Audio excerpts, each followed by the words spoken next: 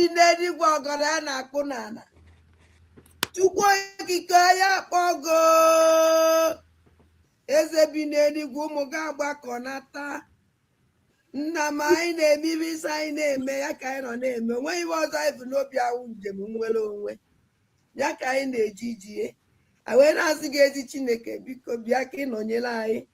Chụọla anyị ka a lawa ajọ mmụọ ajọ mmadụ ọkachasị ndị sabo ndị si na Biafra ya bịa. Ndị na-anụ ọgụ niile ba na-anụ ka ha wee fụdat na Biafra ya bịa si Chukwu biko ọgụ ahụgụ nwa ya nụrụ anyị ya. Gọzie anyị Chineke gọzie ụmụ ife gọzie ụmụ Biafra niile ebe ọnwụ na anyị niile anọ. Ezi Chineke ma ana m akpọkwa gị n'isi awalida Mazi Nnamdi Kanu Ọhamadike nọnyere m ihe gbaala m ya ume were dọkịta na-agwọ ya ọya Chineke biko ọkwago ka anyị nwee onye ọzọ. Otu aka aka na-akpọkwa n'isi ọbata obie udu akọ mmiri na mbiko ihe niile ugoko ọdịnaka anyị eme nke anyị ji nwụrụ mmadụ ma agụ nwa ya eme nke iji wu Chukwu na m ana m asị aka ọwụna ụdọ ọwụna ezumezu ọwụna osi n'elu osi n'ala ọwụ ikwu ọwụ ibe ọwụ onye ọsọkwa anya wụrụ ndị ji ọbata obi eji awalida Mazi Nnamdi ka na asị m aka ha gbajie asị tinyere ha ọgbaghara ebe ọwụna ba nọ na tinyere ha ọgbaghara were ọgbaghara tinye n'etiti ya Chineke pịaba m ụtarị mee ka ọkụgbuo ha na-arụ mee ka ezumezu ha niile ha saa kpọpụtara ya awalida Mazi Nnamdi ka n'ọbata obi ya na m otu a ka si welekwa awa COS wee tinye gị n'aka nna m ọkwago nwa wike yoo onye emekwe nke o ji wụrụ mmadụ n'ọkwago Chukwu na-eme mmụọ onye na-enye ike ajọ mmụọ ajọ mmadụ uke mmụọ uke mmadụ ebe ọsọkwa anya si onye ọsọkwa anya wụrụ ọsọkwa wụrụ mụnwa na-eche echiche ọjọọ megide ihe asụ Chineke megide onye ọbụla na-emegide COS ayo ise ọwụrụ mụnwa na-emegide ya emegide m ise onye ọsọkwa ya wụrụ ebe ọsọkwa ba na-agwụ ije ọ na-agba ya n'elu ọ na-agba ya n'ala ọ na-agba ya n'okpuru ala ọ na-agba ya n'elu bed asụ Chukwu asụ megide ekwene ka ba binye nna m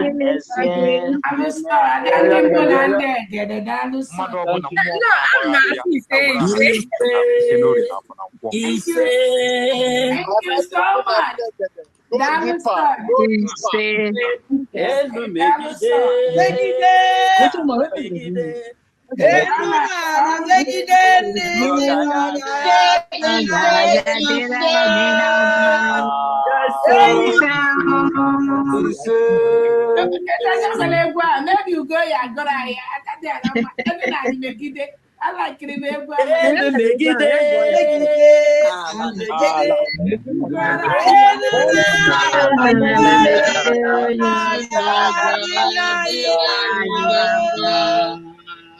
All right, thank you so much. Welcome, dear friends. Thank you so much for that wonderful prayer. We thank God for this opportunity to thank our own Obato Obie, His Excellency, the Prime Minister of the United States of Biafra. Anun Kankan.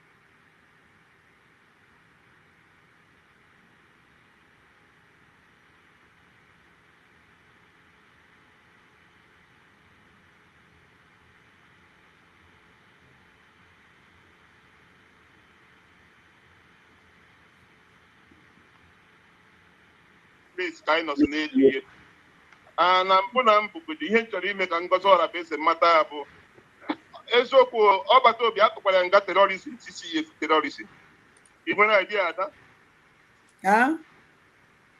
ọgbata obi Simon Ekpa Finland tụrụ ya nga 6 years for terrorism ị nwere idea okay for editing ọpụtago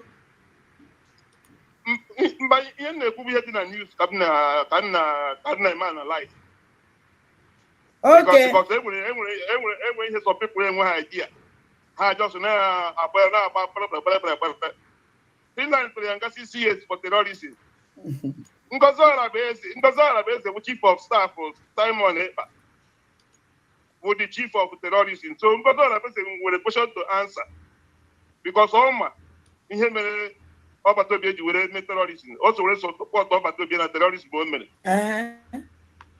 so ọ bụrụ ọmụnwa bụ lawyer Ngozi Orabueze nwere question to answer yes because mgbe niile ahụ Simon Ekpa dey terrorize ebe niile ahụ ọ dị eme terrorism ahụ Ngozi Orabueze so ya kee ihe o mere and onye nwa Ngozi Orabueze na-negotiate ihe that place maka chief of staff chief of staff to Simon Ekpa who the terrorist atụrụ nga 6 years then Okechukwu Nkere alias Isaiah Anyaoku who the finance minister na-eweta ego Simon Ekpa ji terrorize ndị ọ na-terrorize so which means I been a terrorism case. One person and her carry terrorism thing here like that. One person name in no begin to change and begin with a brave one a street, but we show the mother. I had to wait, but the plan terrorists today to a very court. What is evidence from everywhere? The chief of staff will be something on I am. Yes. So the court considering me invite. Sure. I'm going to invite a phone number. I got full communication. Young one over to be the plan. I saw the terrorists over to be them.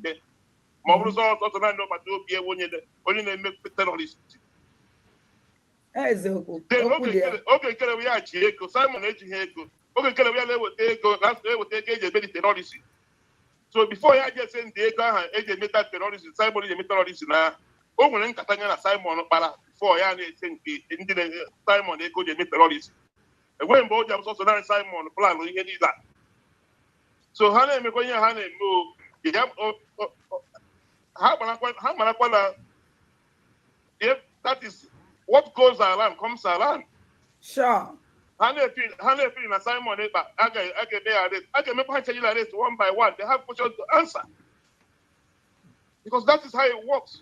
When we put on the office now, and when the case is something they do, I got you know, I got you know, I'm going to Chinese pass release, but I got you know, oh, good, yeah. Gave him about this particular thing. Gave him about a phone, got to your phone. But communication even with that person. Must say when other people in our plan for some way is on that terrorism man had to Simon Ekpa. So we are here watching them. In the multi-years on them, even when people Basara Ngozi Orabueze, also be literate or be educated. According to the information they here in a public sector. On Twitter hand.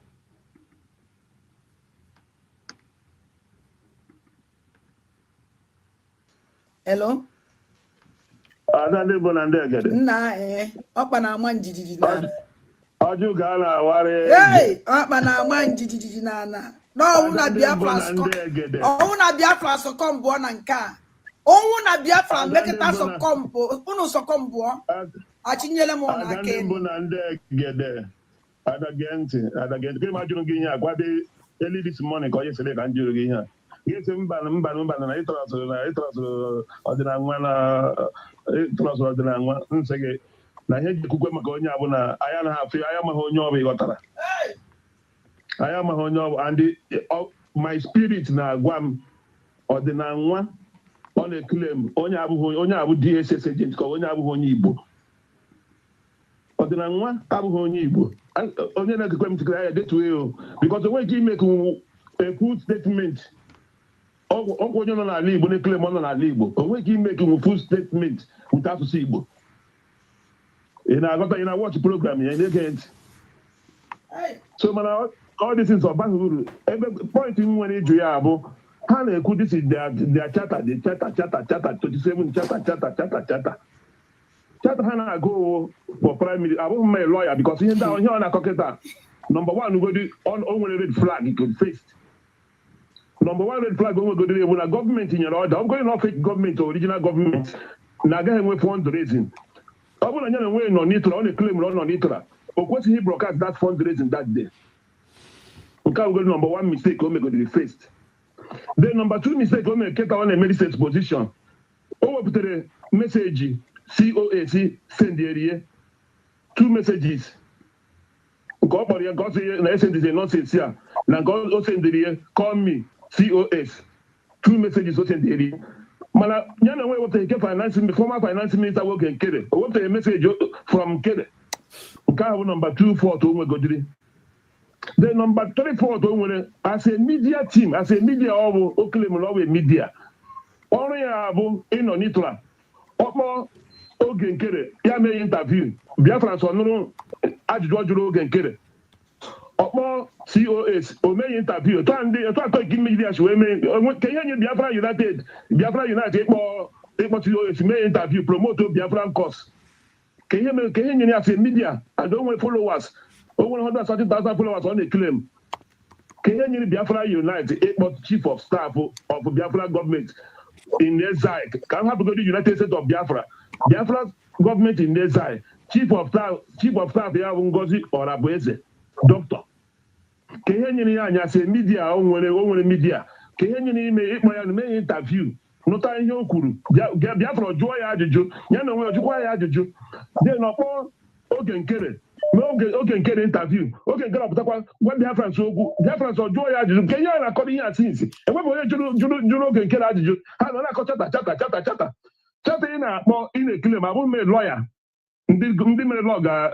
gara anụ ihe anyị na-ekwu ebe anyị kwujuru ha agwa anyị na ebe anyị kwuru adịghị mma mana asị normal human being asị ordinary person mbụ ihe nna jụ bụ ka ọ gụrụ ihe ọ gụrụ kịta charter for prime minister ya gụọra anyị charter chief of staff in the government ihe that charter kwuru chief of the government then after ọ gụcha that charter for chief of staff in the government ya gụọra anyị in absence ọ bụ na the prime minister anọghị ya and the deputy prime minister when the deputy prime minister in that government ka onye ga-arọn the government ọ bụrụ na a ga-emegara point anybody ka onye ga-coordinate ihe ka the work of chief of staff in the government and the work of chief of staff in absence of the prime minister ihe a simple something ọbaghị ndị ebe a na-akọrọ anyị amaghị onye spirit everybody na-ekwe onye ọbụla ga-anụ Biafra ọnụ you must show your face. You must show your face. It's a sacrifice. Before I get into you must show your face. Ọ ka m etu ihe ndị ihe niile eme at once ndị iro niile ha pụta let all of them come out ka anyị masị ha ọ ga-eme ọ na-aga for the reason why ọbata obi eji mkpọkọta this guy nso because ọ na-atụ ya egwu spirit ka ọ bụ not is why ọbata obi eji mbịa this guy nso gbateele ya aka ọgbọdọ ihe niile ọ na-eme na media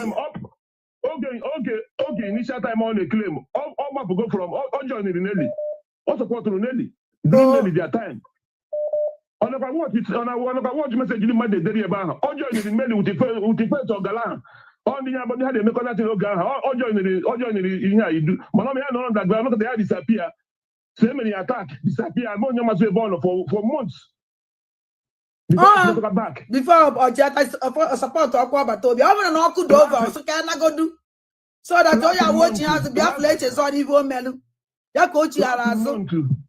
Last month before I got this convention ọ na-eme program ọ chọrọ ibido program ahụ bidobeghị ihe ọ gara just start analysis oke kpọọ ya na phone etinye kwuru na PM disappear ebe 2 days that mere oke kpọọ ya na phone ebe ọ na-achọ ibido program ya sị ya na ọ nọ live program ọ chọrọ ka o senderi ya link oge si ya nye 30 minutes na ebe ọ nọ ka o riseti onwe a gwara gị n'oke bụ na họteelụ ka oge enweghị ụlọ na hotel ka oge nọ oge chukwu nkere bụ na hotel ka obi enweghị ọ nọ na hotel nke tata na watch background ya go and watch all the whole background ebe oge nkere na eme program all the different background hotel all of that send the picture bridge ọmọkọrọ America ọ nọ ka anyị nọ oche na anyị nọ na Jamaica ọnwụ na Biafrans gba nkịtị alụ ha wee mee anyị onweghị ọzọ mmemme na mma sọlindazi enyego m na advice mma sọlinda alụ ụlọ eji nwa ọnọla na France zuo ike ụmụ m nọ here and awụ French citizen okwu ebe nne m anwụọ n'ahụ onwezighị nna m anwụkwuo one adịna n'ihe na-ekwu ana m anụ ihe na-ekwu Cameron up biko ka ihe a dị very very important ekwuru m ihe a in the morning na-eme program ekwukwere m ya na Twitter this afternoon the government should not wait there's no time to waste as eme ngwangwa emeghara ọdachi agbaghị ụzọ were mgba ọ naghị echi the attorney should go direct to court gba oge akwụkwọ na court immediately let them come. Let them come. Ihe a bụzikwa nke ọgụ nwa na-agbara nne ihe a bụ gọọmenti ka anyị nọ n'elu kịta we are in government ha chụọ ya that is the gọọmenti ahụ ka anyị chọrọ ịkụzi ma ọ na-arụ ọrụ ma ọ na-arụ because edidi ịpụta na-akọ ihe ndị ahụ asịrị ka ha na-akọ onye ọbụla ma ihe ọ ga-akọ ma Biafra Unite ya bịawa na kọtụ and the court ụlọ America ebe a ka akaụntụ ọ na-abanye ya na Naijiria ọ nọ akaụntụ mepere na Naijiria akaụntụ ọdị na Naijiria ụmụ Biafra onye na onwe unu nsogbu let us see ọ bụrụ na gọọmenti anyị na-arụ ọrụ tụrụ na ha sị na anyị abago United States of Biafra this is the time they will show that thing. Nke Naijiria nke aka na-ekwu na akpọrọ ha na Finland ha na-agba ọsọ nke ahụ Amerika ka a na-abịazi akaụntụ na Amerika ka emepere ihe nke ahụ nke emude Nnamdi Kanu nọ na London na-eme broadcast aje kidnap onye na Kenya nke ahụ na Amerika ka ha ga-abịa ebe a oriri ga ebe a je meet ha na court let them come. Ka ha bụgodi ebe a biko ka ndị ọzọ nwee ike itinye ọnụ. Nando. Hi. Ihe na-ewute wụ that na somebody I like so much. I like this man with hope na onye awụ mmadụ. A man that na ikuku. Hello?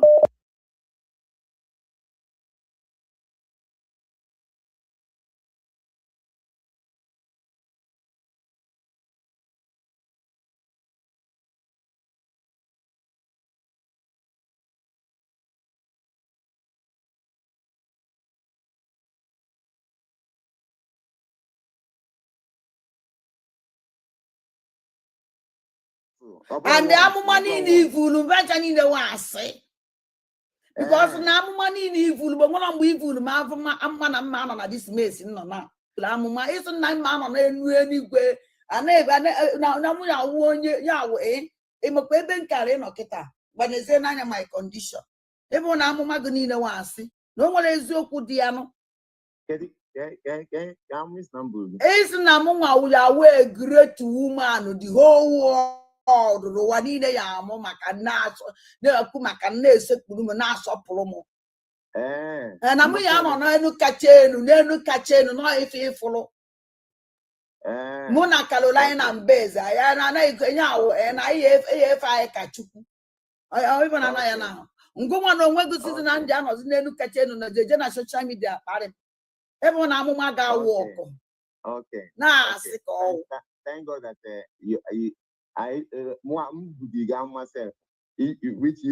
onwekwa mgbe m ji si na nna be anyị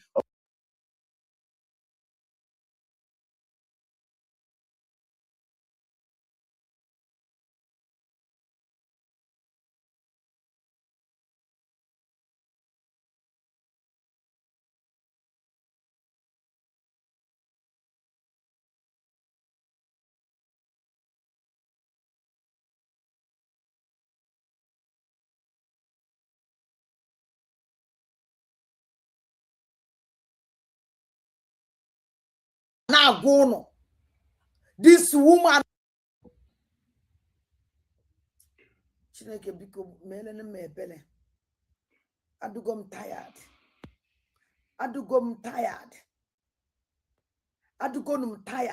I don't want to continue this nonsense adụgo m tired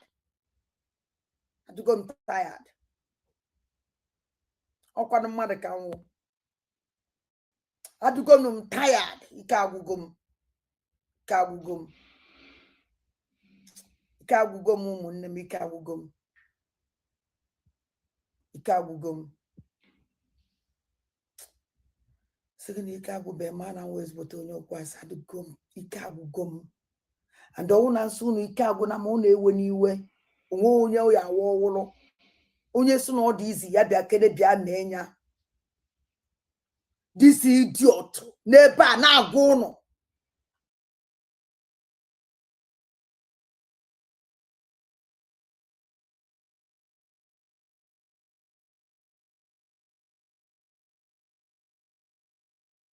enwere ihe m chọrọ igwu unu maka ihe mmụọ onye metere ihe mmụọ onye ji aka ya dọrọ mmụọ donye onwe ya onye mọjọrọ mmụọ the video m chọrọ izi unu gee ya unu amara nga ihe mmeghe ude na-anọ na France ihe mmeghe ya nga oshi o ji aka ya mete ihe o ji aka ya kpọọ mmụọ sọ wụrụ ya nwa na-emegide nwaanyị ka nwaanyị na mmụọ na o megide ya enwe onye chụghị ya enwe onye tara akị gị ya ọ mmụọ believe me so watch ya nụ ihe o kwuru ihe o kpere ọ ya ka unu ga-eji amata jos unu gecha detin unu achị anyị ya ka udele aha ya ude na-anọ na France ọ gara izini ọfụma ji echiche si ọkwa ahịa ahụ ọ ya mere every morning mpụtaghara m na-ekpule yi detin ka ọ mara nga ihe emegi ya chi ya so that ụmụ ya kwụ ya ọgwụkwọ ụmụ ya si ọhịa ahụ ji aka ya kpata nwa ji aka ya kpata a na-asị na akpasu aṅụ nwa ji aka ya akpasu aṅụ nwa ji aka ya dọrọ mmụọ donye onwe ya today na mmụọ na-apịa ya oyaka gechanụ ya unu ashia ya so that ndị hụrụ ya n'anya si ya ụmụ ahịa ọ ga-eme o meghara ahịa ahụ mmụọ hapụ ya enwe onye chụghị ya nobody tara aka ha believe me o ji aka ya dọrọ mmụọ na-apịa oyaka na m otu a ka si welekwa awa COS wee tinye gị n'aka nna m ọkwago nwawa ike yo onye emekwe nke o ji wụrụ mmadụ n'ọkwago Chukwu na-eme mmanwe onye na-enye ike ajọ mmụọ ajọ mmadụ uke mmụọ uke mmadụ ebe ọsọkwa anya si onye ọsọkwa anya wụrụ ọsọkwa wụrụ mụnwa na-eche echiche ọjọọ megide ihe asụ Chineke megide onye ọbụla na-emegide COS ayo ise ọwụrụ mụnwa na-emegide ya egide m ise onye ọsọkwa mbewa ụmụnne m ọkụdova ọchịchị dị too much mụnwa na onwe m adịghị m sef hafchakwa na nọ n'obodo a adịrọ m sef anything can happen at any time anything can happen at any time. The people I now fight or agents of darkness, they work with Nigeria, they eat with Nigeria, they do everything with Nigeria. They are following me, they are tracking me, they are everything in me, and they follow. And I just can make mistake. They are waiting for mistake. Just one mistake. And that mistake, I'm why you make because I come Dutch. And another thing that you make on that any day, on be in the run of on anything personal on an educate me attack or woman. I don't know. I want when I never my attack is onye bulumu Ngozi Orabueze. Onye bulumu because on some akani EKPA. The agent is too much. On one was of a zero, spiritually, physic, everything. But I'm by spiritually fire.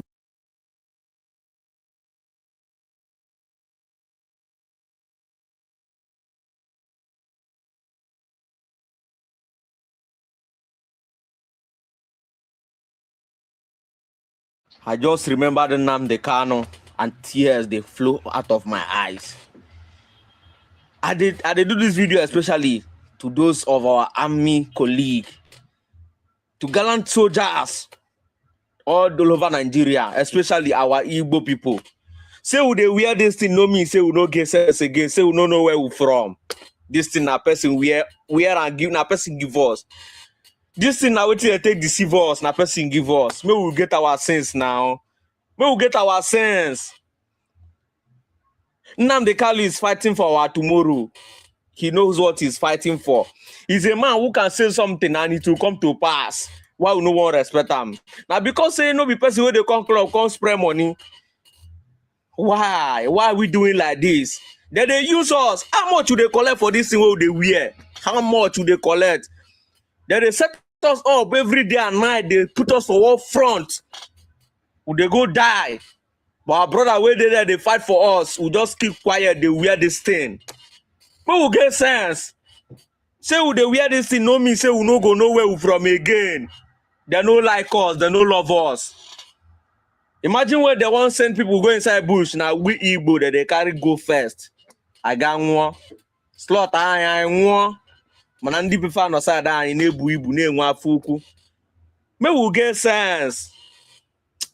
Nnamdi Kanu yakaka obuna jigi ndị obuna gbado ndị obuna mere ọnọdụ gị iji na ebe ahụ nọ aka ga-agwacha ha n'aja ha ga-emecha regret ndụfa ma family ha ma onye ọbụla tinye aka na ya n'afọ okike abịa ma ise.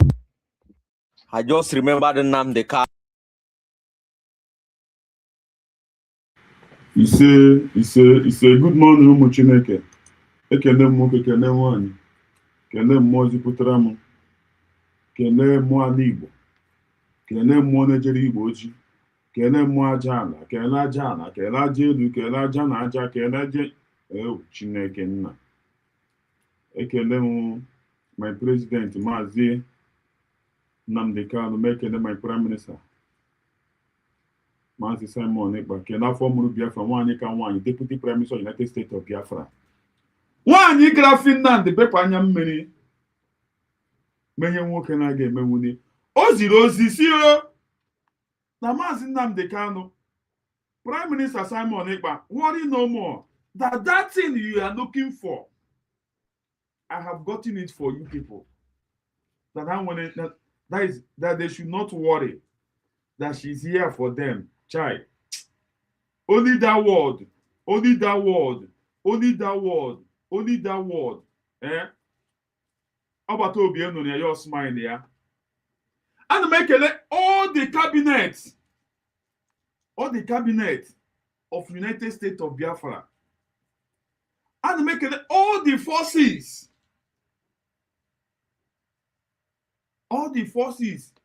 Secretary of Defense, so from up to Nidan, and make it and make all the genuine Biafrans are at large. All the genuine Biafra at large. And must say, Chukwu okike abịama, yo chebere m unu n'ụtụtụ, chebere m unu n'ehihie, chebere m unu n'anyasị, ụgwọ iji anyị akpa unu. Anyị nwe mmeri, anyị alawala. Respect yourself. Respect yourself. You come to go there. Respect yourself.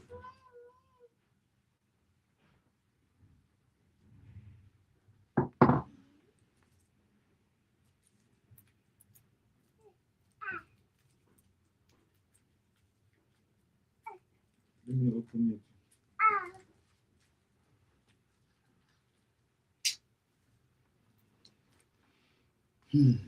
Eji m ohere a na-ekele ndị nọ na comment section. Ekele dịrị Chukwu onye eziokwu. Also good morning to you. Also good morning to you all, my lovely fellow Biafrans in USB. May the good Lord bless us all. Happy Friday. Thank God it's Friday. Happy Friday to you all. Mazi ekele dịrị Chukwu. Yo bekwa ya si ise. Yo bekwa nga si ise. Chimdebube dị Ngozi. Chimdebube dị Ngozi. Ọ sịla suba onye ocho. Mazi Martins nke m akọla m nwa ọzọ m ga-amụ aga m akpọ ya nke m akọla m. ị ga-afụ mmụ ha n'ọzọ na makpọ ya nke makọla m Adaobinna Adaobi de makpọzie ka ha nke makọla m ị ga-afụ ndị ọ ga-awụ nwoke n'ime ya ọkwụọ gị ihe iji stọbọn.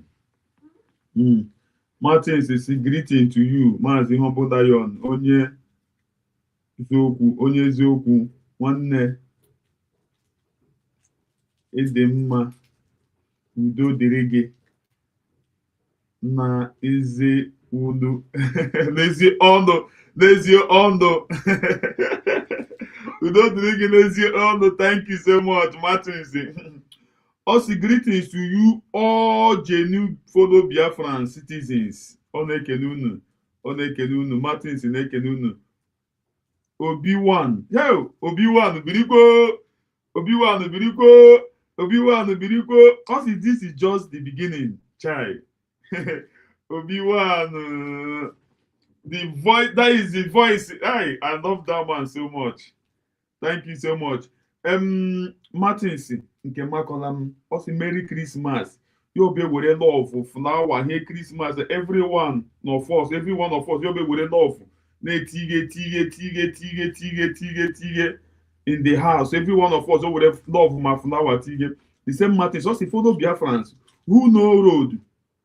Dr. Ngozi Orabueze Ugo Kuriana also who know road. Dr. Ngozi Orabueze Margaret Ijagwa good morning Humble Lion TV Otiria TV. Maka ọma every morning you're gonna watch him na television or na phone ka oke na watch him na TV ya ka ọ na watch him and ọ na watch him na TV you're the bold. Nna kwa the bold na TV da Mommy Jagwa. Ama m na ọ dị bold. Chukwu gozie gị ezi nne ọpụpụ na mbata gị bụrụ ngozi dị anyị na-eje. The same Martins ahakwa nke makola m ọsị USB is the final bus stop. Akwefure that is final bus stop USB to our final destination. In Ania, Ebube here we come. Ebube, hey, Chakina, I'm gonna get a name with Ebube Dingozi. You'll be here. Umuchuku, we are going home. The same Martin sir, also Umuchuku, we are going home. You can continue to go. When you're going to go, you can be on now.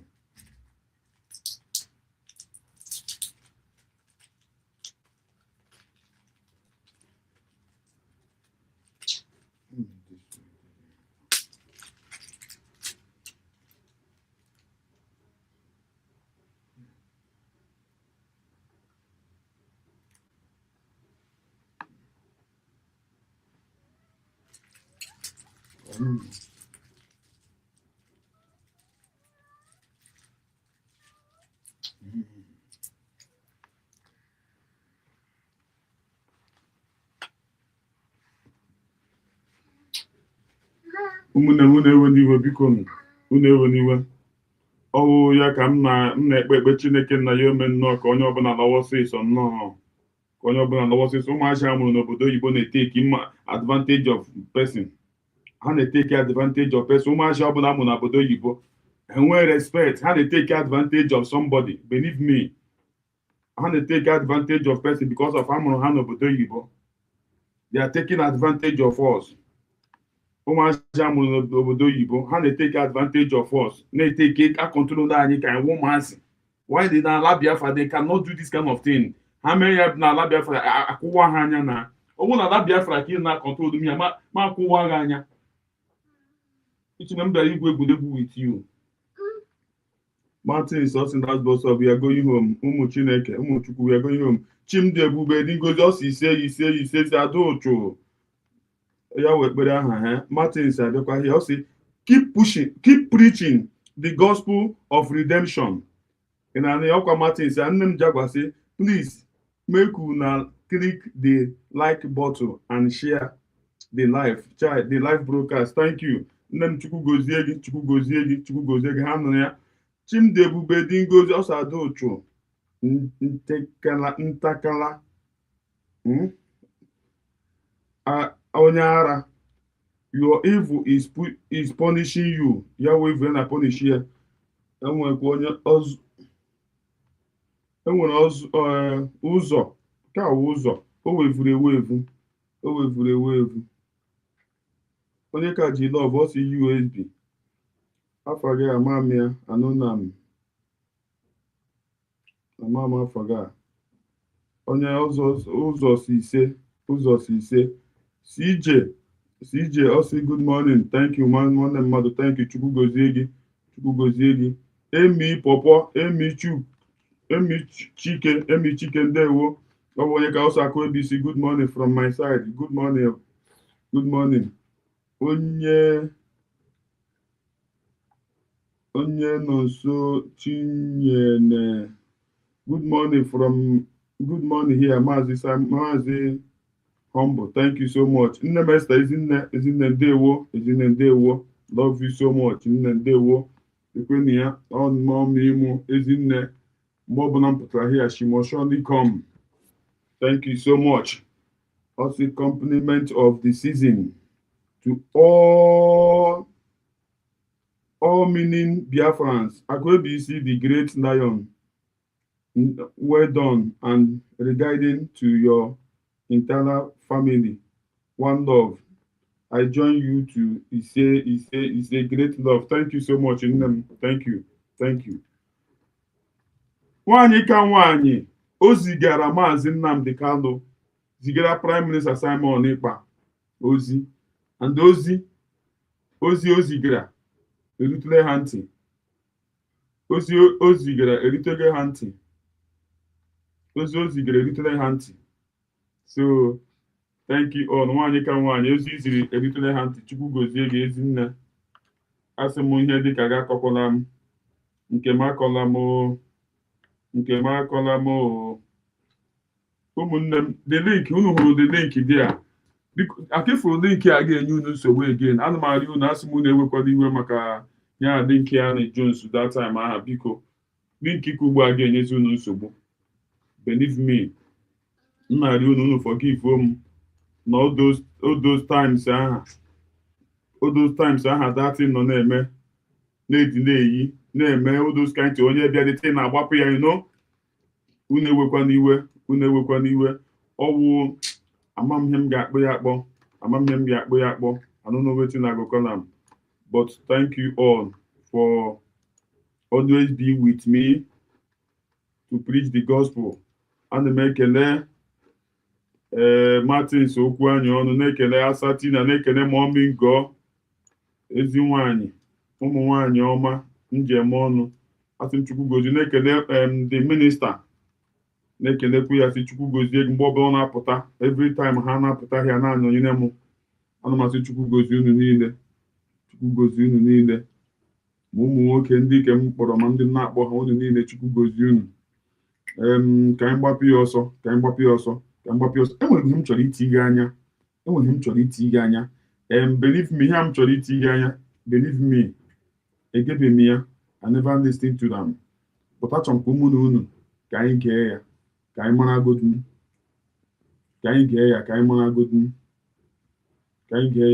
agodun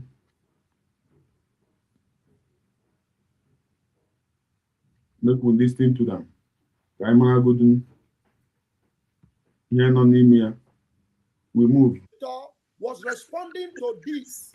Ngozi went because Victor made an earlier post. I have not read that post on this platform. Maybe I'll look for it and read it sometime. I can't even remember. Since Obinna Zaga no been a post, you on a post. This man, Obinna, a post to one in Kembo, post to one in Kebo. On what idea? Post to many things over there. On what idea? Mecha Obinna Zaga no be I foresee. I needed to worry. Not chaya, pushing everybody. This man ain't what idea. All because of an audio or two go siding K. So we go away post to this even my Zaga bank off for ya. They say nanny fan and blah like them mother. And they money for name seats.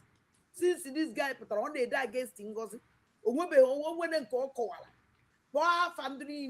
The guy in there against Ngozi, and then here against all the Idrele, and then human achieve. All now we Guinea against somebody. Guinea against somebody. you must surely achieve something, and the hino na edede.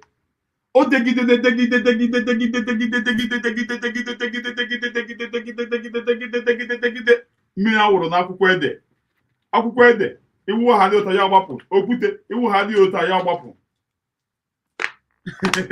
Nwaanyị ka nwaanyị wụ egbe agbara n'anyanwụ, mkpụrụ agidi ka a na-ala n'iyi. Onye ma ọma ime ụwụ egbe a na-agba n'anyanwụ, mmiri awụrụ n'akwụkwọ ede, mmiri awụrụ n'okwute, ofu onye. Ududuru ihe hapụghị ehi a. Mmadụ na-ede dejo ka ọ dejo mmadụ. Gịnị na ọ na-ede? Na platfọm ya dị nga ahụ ọ na-ede gị ya, ugo emechana help ọ na-eche ayịrị ya ha, enweghị ọ na-eme uvu. Onye ọbụla ma ihe believe me, eze aga na obi ọka sọ gịnị amaghị m onye ọwụ ma ọ chagwụcha ma o jige nji o, but anụrụ m na the guy ọ chọwahala ihe ma ọ chọtaghị ihe ọ na-eri then ya obido edegheriwe. Anụ m na o mere ya our president Mazi Nnamdi Kanu, anụ m na o mere ya our prime minister Mazi Simon Ekpa, na ihe this guy na-achọ ụwa afọ ya obidokwe nga na ebe egbe a na-agba n'anyanwụ. Egbe a na-agba n'anyanwụ surprise ndị mmadụ. Ọ bụ na so onye iberibe na-aga iberibe egbe a na-agba n'anyanwụ ya wụ ma ọ ma imu Dr. Ngozi Orabueze. Egbe a na-agba n'anyanwụ, mkpụrụ agidi ka a na-ala n'iyi. Nwaanyị ka nwaanyị a sị na enwere one useless person, amaghị m onye ọwụ, believe me, ọ na-eso m unu ma onye ọwụ a na-ekwu ofu dege ihe ọwụ dege. O degide a sị na o degidene odetenwuni daizi, odetenwuni ọnụ ya. Imagine a sị na onye edegidene, geenụ ntị.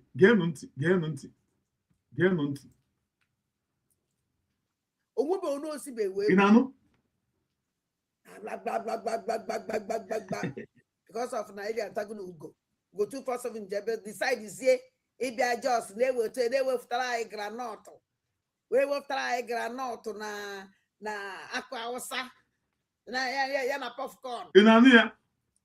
Ha mere expect na ugo pụtaghara from the cabinet ya, o butere ha bread wụ adọrị edi bread maka bread like this.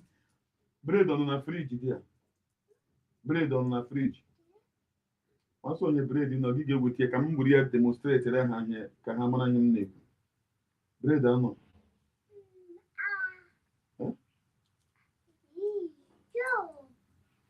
Bread ka m jụrụ gị na-enye m mepere gị sweet. Ị na-ekere sugar. Were iji ihe stain ga duva ahụ.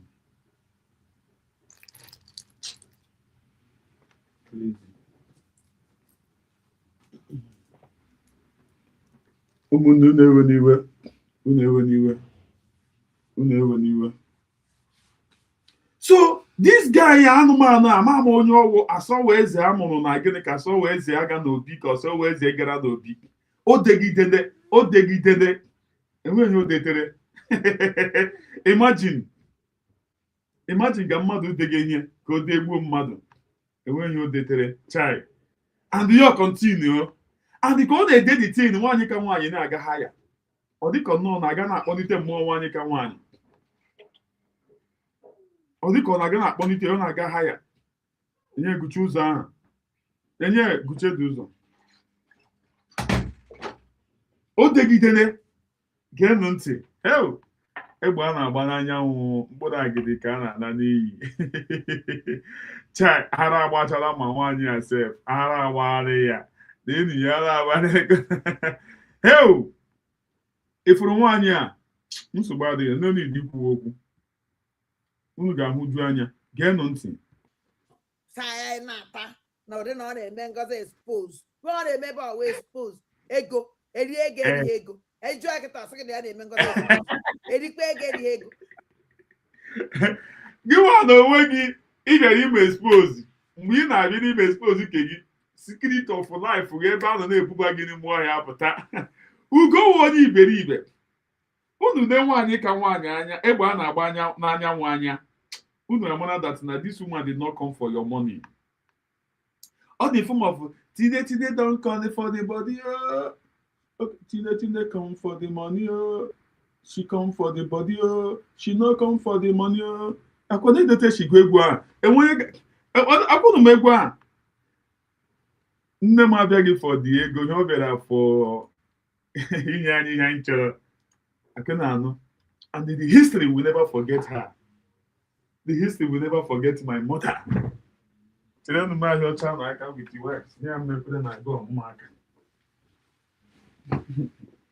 nne m hell Chineke nna imagine ya nwa na onwe ya si na ọ ga-eme nwaanyị ka nwaanyị expose ọ wụzi onye pụtaziri n'azị na-ekwuzi na ọzọ ugo ozi nwaanyị na ugo wo oduku na-ekwu isi ugo na-ahụ kpọkọkpọkọkpọkọkpọkọkpọkọ ka akụ bekiri ọ bụ onye dị exposition official ala ji ndewo birikwe ugo isi ya na-ahụ kpọkọkpọkọkpọkọ ọ bụ onye dị exposition ụmụnne m believe me a na-eme n'eziokwu expose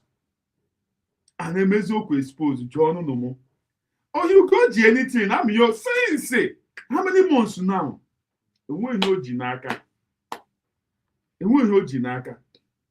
a useless man nọ nwoke ibi ya aza aka ọdụ nwunye ya believe me ọwụrụ m dịka ọkpọ m ga-arịpịa jere that place ahụ ndị mmadụ ga-agbakọnata mụ na ya and ndị mmadụ ga-asị m na mmekọ ya ha because onweghị right ipikidi call enweghị onye right ipikidi call Chibụzọ ndewo ụmụnne m na-enunu ugo na-enweghị ihe ojighị anything against egbe a na-agba n'anyanwụ akwụkwọ ya ụgwọ akwụkwọ ya ụgwọ ebe anyị ji ebe anyị si ka amanụ m onye ọnọdụ Biafra sọma na Ngozi na-eri ego ara ọya ngo anyị odidire ego 2,000 bịa expose Ngozi na ego ya bịa meela anyị expose Ngozi n'ife na-eme na bayo trust Ngozi na commit ife anyị chọrọ abomination Ngozi commit na n'Igbo ife anyị chọrọ n'ọnụ Igbo onye na-abịa ege money ị na-anụ ya ya nwa na onwe ya ọ ma eziokwu ọ ma ama na nwaanyị ka nwaanyị a ga-anọkọta ibe iriwe ego gịnị James Chigozie ndewo ego gịnị ọ ma ama na nwaanyị enweghị o ji ego ụmụ Biafra eme ifu ya nwa na-ewere eki ya na-eti ige ihe o kwuru money because ọ ma ama na ugo wee mumu man ugo 247 emumu man ihe ugo 247 ụgwọ ọ ma ama na nwaanyị ka nwaanyị a ga-anọkọta sị ọ na-abịa ego ile o ji ego wee eme ego ole ka atụtagaghị ọwụ ọ na-abịa ibe iri ego ole ka atụtagaghị ọwụ ụmụnne m cheki godunu nọ ego ole ka atụtagaghị ọwụ ọ na-abịa ibe iri nwaanyị Chukwu goziri agozi chai were akụrụba chọọ ya mma onweghị o ji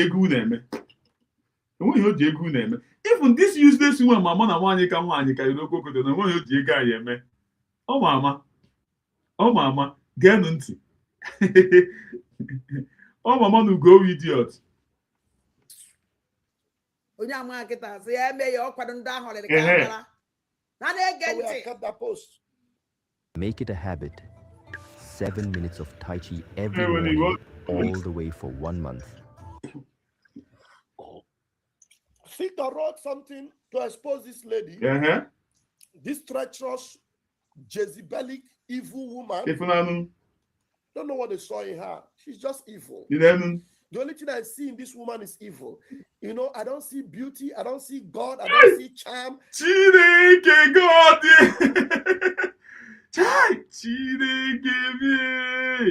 This guy at all actually. Also, I don't see beauty. 1 minute. Come you know something. Also, I don't see beauty. This guy idiot. This guy only iberibo. This guy oduku. Also, I don't see beauty. Hi, Chineke God. 1 minute, no. I want to show you something. Hi. Also, I don't see beauty. So some nwaanyị amara. Ma so wo ma ọmị mu self. Mmụọ mara na abam n'anya. But ọ ma ọmị mu. You know, you cannot fall in love with your mother. Mama ọmị mu mana ka ịdị ọta nọ na-ekwuge. ụmụnne 1 minute 1 minute ka m ji unu ma ọ mee mma. Hai, anụmanụ a lekwa idiot anụ na-enyere tawa ọ nọkwa na-eri tawa o chefere mgbe ọ nọ na-eri tawa because ego a na-apụta a useless boy man. Ọ wee boy ka ọ bụ man nke ọda ọsị nwoke pụta isa jere pụta na nwoke jere nwoke. Ụmụnne nwere ndidi. I want to show you my beautiful mommy. Have you seen my beautiful mommy? Maybe a better thing. I can't post it in one. All this one. Okay, some. Can't you know? Mgbe mara na-eme m ihe mami mo. Iji ụkwụ gị na-egbuga isi egbu mami. Ọdụbọjị ebe esi ka ịbụ. Ihe dị mma. Bịa rie m ego ka m nwee ya. Ihe dị mma. Rie m ego ka m nwee ya. Ụmụnne m natala m ụta. Lekwenụ nne m. Lekwenụ mma. Adamma ji jelọb aga. Cheru ka m gwa gị nwa ọma ji jelọb aga. Aga m eso gị. Ebe na-eje ka m na-je n'ụwa Adamma ka anyị na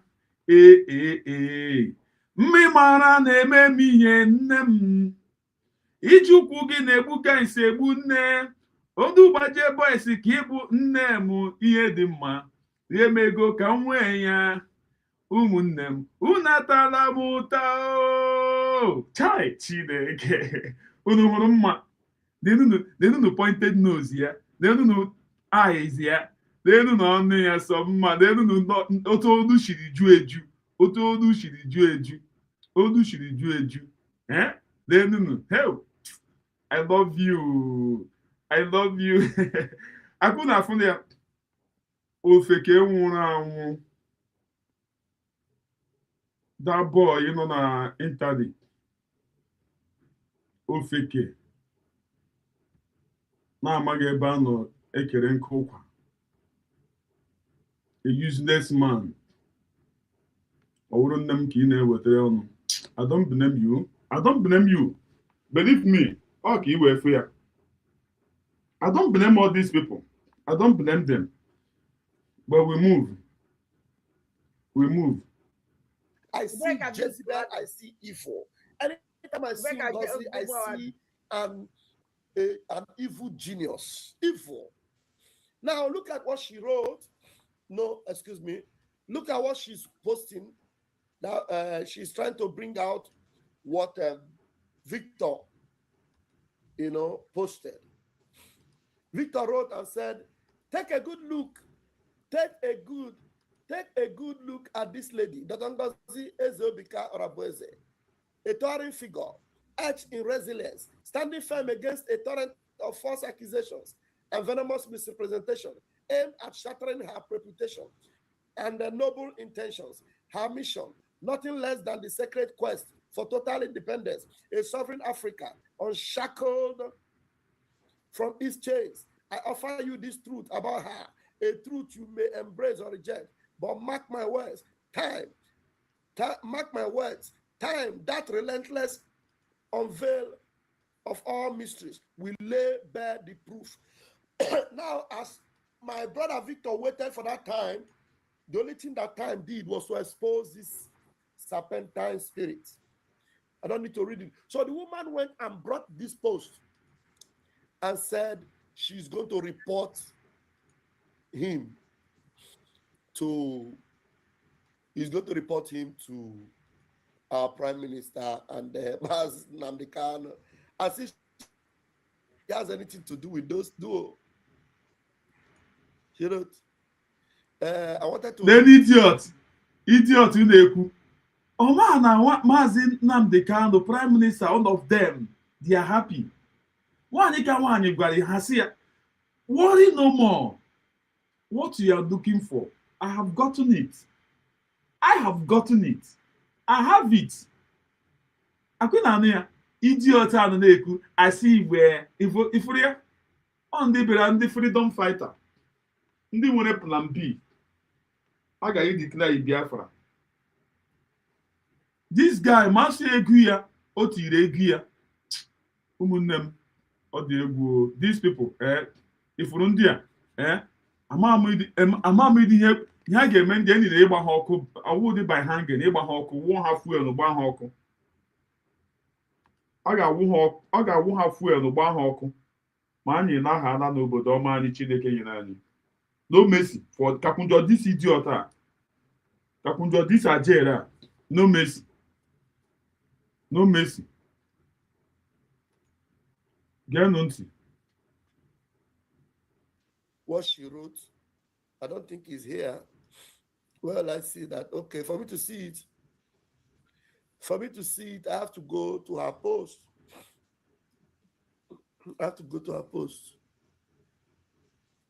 Okay, she wrote here. She said, "We will notify Mazi Nnamdi KANU and PM how this one who wrote this fell from grace to grass. See his name below." He said, "We will notify MNK and PM. We will notify MNK." She's using initials because she knows the spirit of these two will destroy her if she ever mentioned their name fully. Because thunder of God will destroy her. She has not the truth you may embrace or reject. Unafuna. The line is open. Unafuna.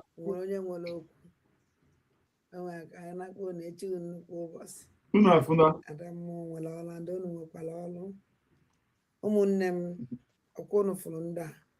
I have left my message to Victor Ezra. He was on your brother. He was on your number through go 247 on our bata. I will never say by him. I can show you. Down dojo. In my heart, email here. Authority to help with the guy from that. The guy in anything to do with this guy. The guy in anything to do with this guy. Oh, you know, the woman. Oh, you can jealousy, envy. Na gaga kia. Oh, you can make this guy exposure. Don't follow your owner. If all that now destroy anybody none this is struggle. In Ania. Oh my God, because my man are this guy. But he destroy you one you can one. You know, you may understand. Oh, but at the end, they also put on your very destroy you. My man are this guy. Oh, my man are this guy. But he destroy you one you can one. If we go, she quote the thing. Oh my God, when I get more understand, when I get more experience in the name. 1 year, my man and 1 year can one, you know, at the right track. 1 year, my man and 1 year can one, you may get here.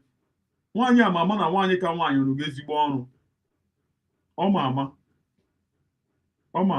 Now 1 year can one, you have 4 months Biafra. No, make that is exactly natural. They go to now. Unsori gam no hoga hanya megano. On hoga niana. But in my name, osim gano. Amumani ni bude manchani ne no washi. Nisi nam gano na ndi gwanenu my condition now. Condition ya ho na gwa gi na no na awu. O kwesiri so na hia megano na, but ihunani ya no. She's nowhere to be found. She's nowhere to be found. Oya ki iwefu. Chai. Had I know, come at last. Oh, here, not here. Had I know, come at last. Can you get it? My question, I want to use next man not spend. The idiot, ya quality. Kunu no dia. Nekpolo 9 anyway. That one dojo. You're not genuine. Oh, na fadi genuine. Yeah, Jima na fadi genuine. Yeah, that's not how government. Let them do. Here government kwesịrị then I am no government anka how I am yes na apụtara to fight for our people. I am yes na do na now na yes na the genuine. I feel many things. When you cannot deceive anybody.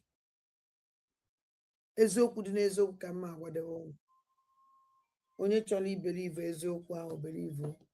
Onye achọkwana ibelieve ya ala na emechakwa n'ikpeazụ onye ha si a confess kịta ka ha ga-esikwa confess. Hello.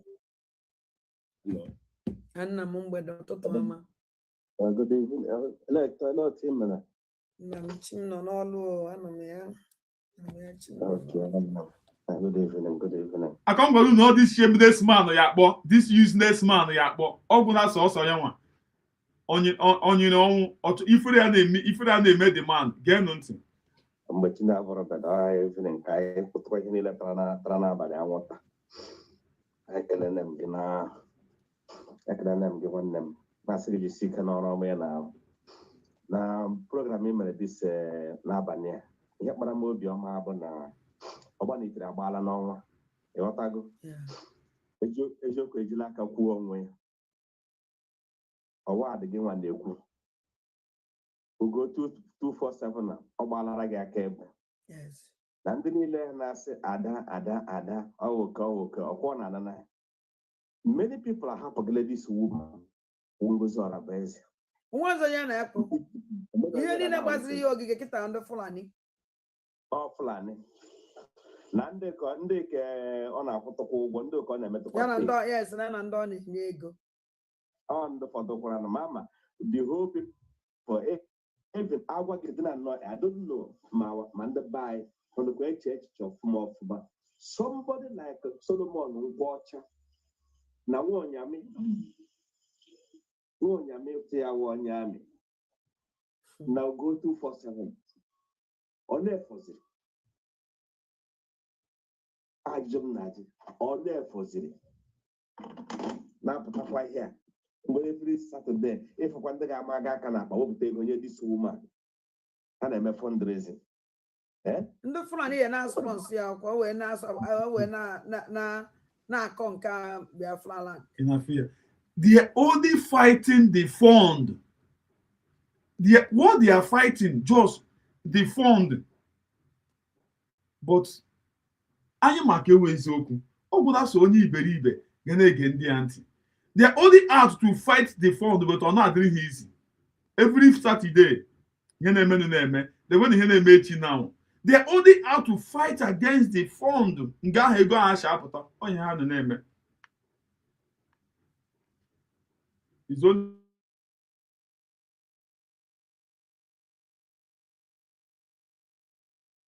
ndị na-enye ya ego ndị support that Islamization agenda ahụ nọ. Yes.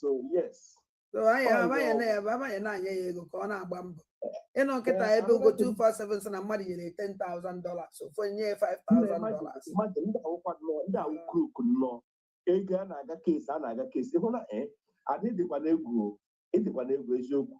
Gị ọnwa onye ma ekpe resịrị dị ala na mmadụ abụọ na anaghị eke okwu ha ma ihe ha megị and ọ bụ eziokwu. I don't see reason why this woman ga-eji ga nakọrọ ndị mmadụ ego na-eji aga kesi oge nkere. Finally enweghị ihe a nara about that case. And onweghị ike ikwu okwu about it dị mụ na-agago mba. Ụmụnne m enwekweshi a nara ego eji aga kesi oge nkere. Enwekweshi nothing like that. Ka akwa ebubo ka ndị a na-ebokwe nwaanyị. Enwekwe nothing like that. Enwekwe na ụmụnne m biko kwanụ anụ karị bi ya nothing like that. Ndị iberibe ndị ifere na-eme ụfọdụ a na-asa ama ndị mmadụ na nwanne ya na-akwụ ọ na-aga akpọpụta ndị mmadụ na ndị eji ha mere ndị be anyị ugboro ole ka ihe ga-eme n'ụlọ mgbe ahụ e mere o kwuru okwu nwanne ya ahụ eji eme program ebe a nwanne ya nwoke eji eme program hie ndị egwuregwu ndị gara rekrutment ọ na-agara ngwa ndị ga-esikwe ntị na-aga onye enwuzie na mbịa na-emere ya ebere mba ọ ga akaụntụ etikwupụta ihe a. I don't see reason why ga-eji mewe mgbe Simon and Nnamdi Kanu this account issue was in secret. Ngozi Orabueze pụtazi so pụta ndị adị niile pụtara mgbe mere okwu na akaụntụ gara akwa ego eji today and enweghị ihe ọ kpọrọ ya na ọ na-aba nọ ndụ ihe file less concern. Ndị be anyị gburu ka ihe ga-eme ụlọ mara ihe ugbu na ole ka ife ga-eme unu amata ihe ọ dịkwa egwu onye bụ ọ dị atọ na-eso Ngozi Orabueze na-eme ihe na-eme broadcast for her na oge nkere and this is CRC ha ncha betrayers ka ha bụ that is ị na-enye aka na-akpọgodo Simon na Nnamdi Kanu n'ọba yes ndị aka ha dịrị ọcha ha bụ ife ha na ndị ahụ paid agent ndị ahụ gọọmenti agent ihe ya ga-emezi ụlọ nwere mata na ndị a na ihe ha mega awụrụ ya eluigwe na ụmụ ọkụkọ apụtara tie na ndị emegede nkịta nkapị ife na mgbe elu ụmụ ọkụkọ apụtara tie na ndị ihe ha na-eme abeta ha nọdụ n'ihe ha soro n'ihe emege enwetụkwa ndị ga-emetụ na-esotukwa ndị stepụ ebe ihe ọ ga-anụzi even sọsọ ogoro sọsọ na-anụ go 247 pụtara is enough onye chọrọ ịmara ihe mara ihe oge nkere ka onye ọrụ na-esote marakwa na Chief Survivor na Ugo 247 Ugo 247 that cannot offer anything. And when here Ugo 247 can offer the government nothing. The way here Biafra TV mega now. Ugo 247 na get many year to the young one. Ugo 247 that cannot offer anything to Biafrans. Yeah? And when your man Ugo mega exist. Chuk survive all because Chuk survive all. And when your man no mega it mother mega exist. Umu Biafra. Unu mama ndị ka ahụ mega exist. Exist people ndị mega exist. Na kwere Biafran TV na-eweta exposition. Akụ na afụ ya. Ọ ya wụ ndị aha onye cheta ha na yasi ya. Many people this read Biafran TV mepere anya. Many people, thousand, even Obieze, because of Obieze ga-ege ya sị na what this young man is saying is true too. But because of Obieze signing iwu an evil person, onye na-eresi mmadụ accidental car, ị kwesịrị ịma ka ọ na-adị na ndị ahụ ajọka. Ugo 247 pụrụ na the cabinet, enweghị onye mmanụ ma ọ pụrụ ma ọ pụghị. Chuk survive all. Nobody know that these useless people exist. Enweghị ha mege ndị a wụ gị na-get their program ọ na-atụ gị. Chuk survive akwanye nwa a useless man Obieze ga-aga na form ya ji ya na-arọbishigo onwe ya. Ọwụ ndị ahụ ndị ga-akpọ mmadụ. Check it on. Very useless people who nobody even know if they exist. Ka ndị iberibe anọ ya na-ekwuga. Ụmụnne m na-ewe n'iwe na ihe m nyere unu. At a time. You can imagine. Chief Survivor now with his secret. Even the other nke utontom na ejizi ka apụtazi. Gekwa nke utontom. Ọ bụ humble idiot. Mba tontom. Esi ya ọsọ ya kwa TV kosi aka TV. Oh, mba. Tontom na-eji ike this ọhụrụ ego kwụrụ ọnwụ wo kelenna. Ọsọ ekpechi ime. Oh yeah, well that is, and I want that people gagakwa so that idiot. On the go near the program, also your content creator. You are not into strong. On the go say ya. Nega people I wonder. Ike bukoro. And the couple come bandi Igbo. Nke pụtara na shashon okujak badabira yo ugwo. That's why we tell this one totara one liberation and maybe chicha. That idiot also from Lille na apakashon. Eh? Na apakashon biko Igbo ka m gwa unu. Enwedukwa anybody Biafra liberation gburu obodo ha nọ n'ime ya. Ọkwa dị eze ndị obodo na PG na senators gara pụta ndị amị Nigerian security forces to hunt them, and ha abịa na-egbu innocent people na-ata agị ya Biafra liberation army. Ezi oche onye na-asa atọrọ waya kwegosiri na program ebe onye ndị soja amị gara ihe ga-egbu plantain ndị mmadụ. Ọ na-afụrụ ya bụrụ plantain agadi nwaanyị ka ọ bịara na magaghị na-egbu na-aga owuwe oyi. How many people ka ebe agị gara akụpụchie ihe ga-akụpụ shop ha pushing their things. Not many here ọwụwa ya ka ha na-agara ọ transforma ka ha na-agara egbu ọ mechakwa tag ọya liberation and that is ndị Igbo ihure mgbe ụsọ bụ ndị Igbo ihure mgbe ụlọ.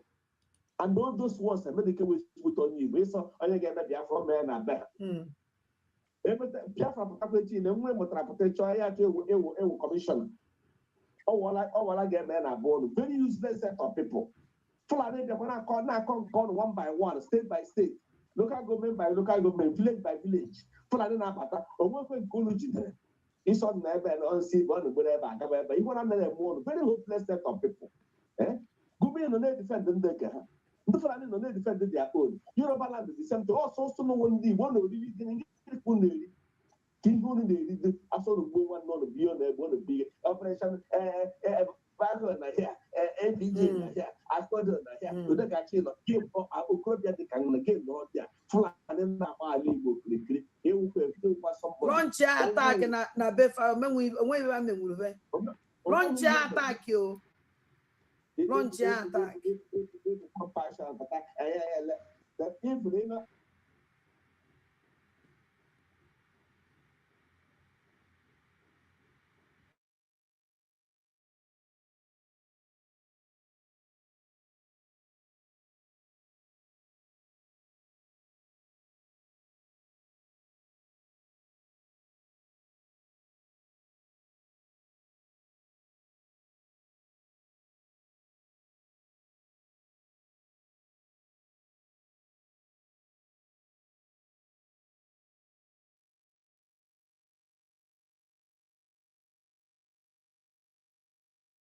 na onye na-ewetara nwaanyị ka nwaanyị ọnụ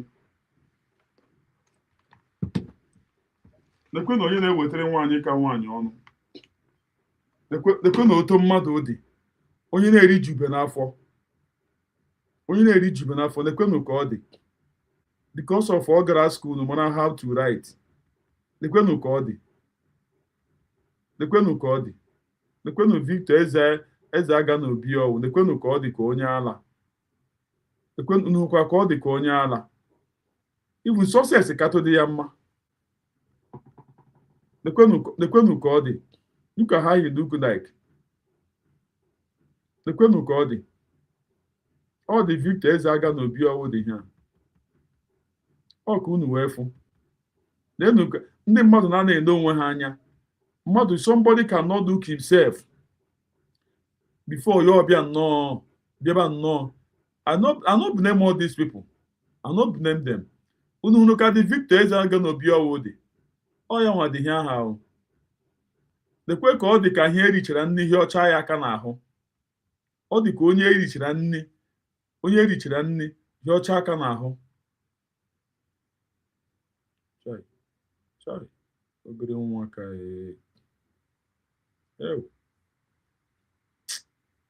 sorry. Chem ihe ọrịa ga-ahụ ka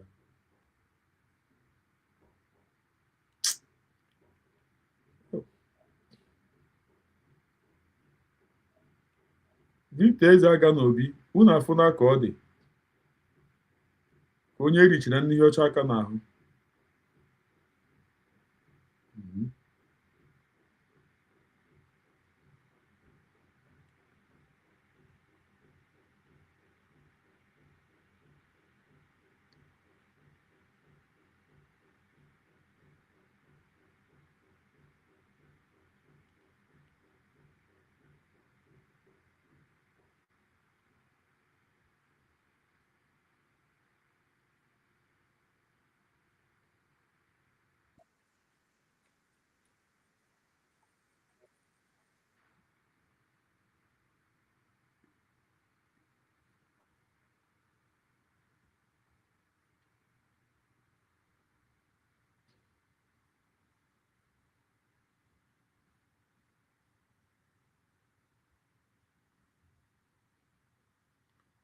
Believe me, ndị agụrụ hungry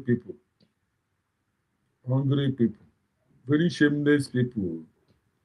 Na-ewetara onye ka ha ọnụ. I no blame them.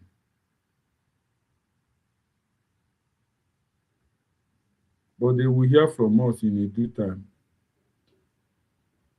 Breaking news. Tinubu meets Oti over effort to secure Nnamdi Kanu's release. Tuesday's meeting with President Tinubu is widely interpreted as part of Oti's ongoing political and legal strategy aimed at advancing dialogue and exploring possible solutions at the federal level. While Mazi Nnamdi KANU is free to appeal his conviction, I am happy to inform you that I have activated and will continue to work on the already agreed strategy until his freedom is secured, Governor Oti said. This is a welcome development.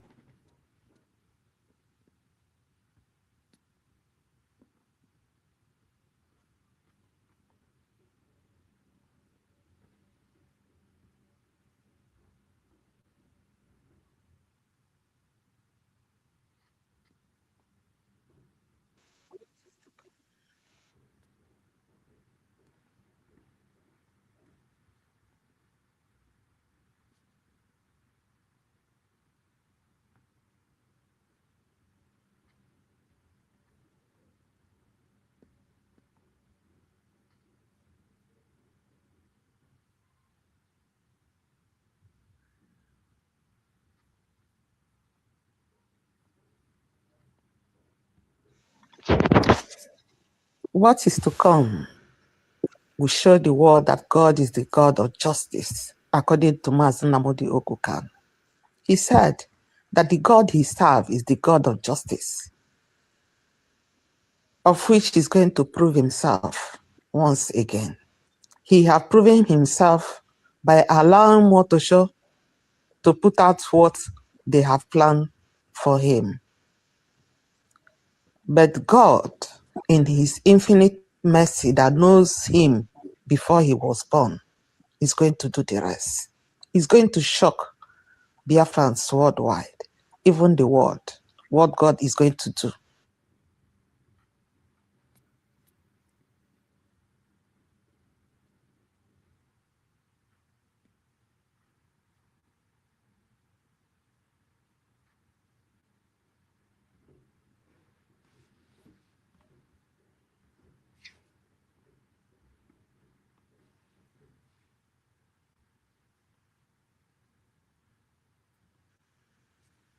Mazi Ekene ndewo.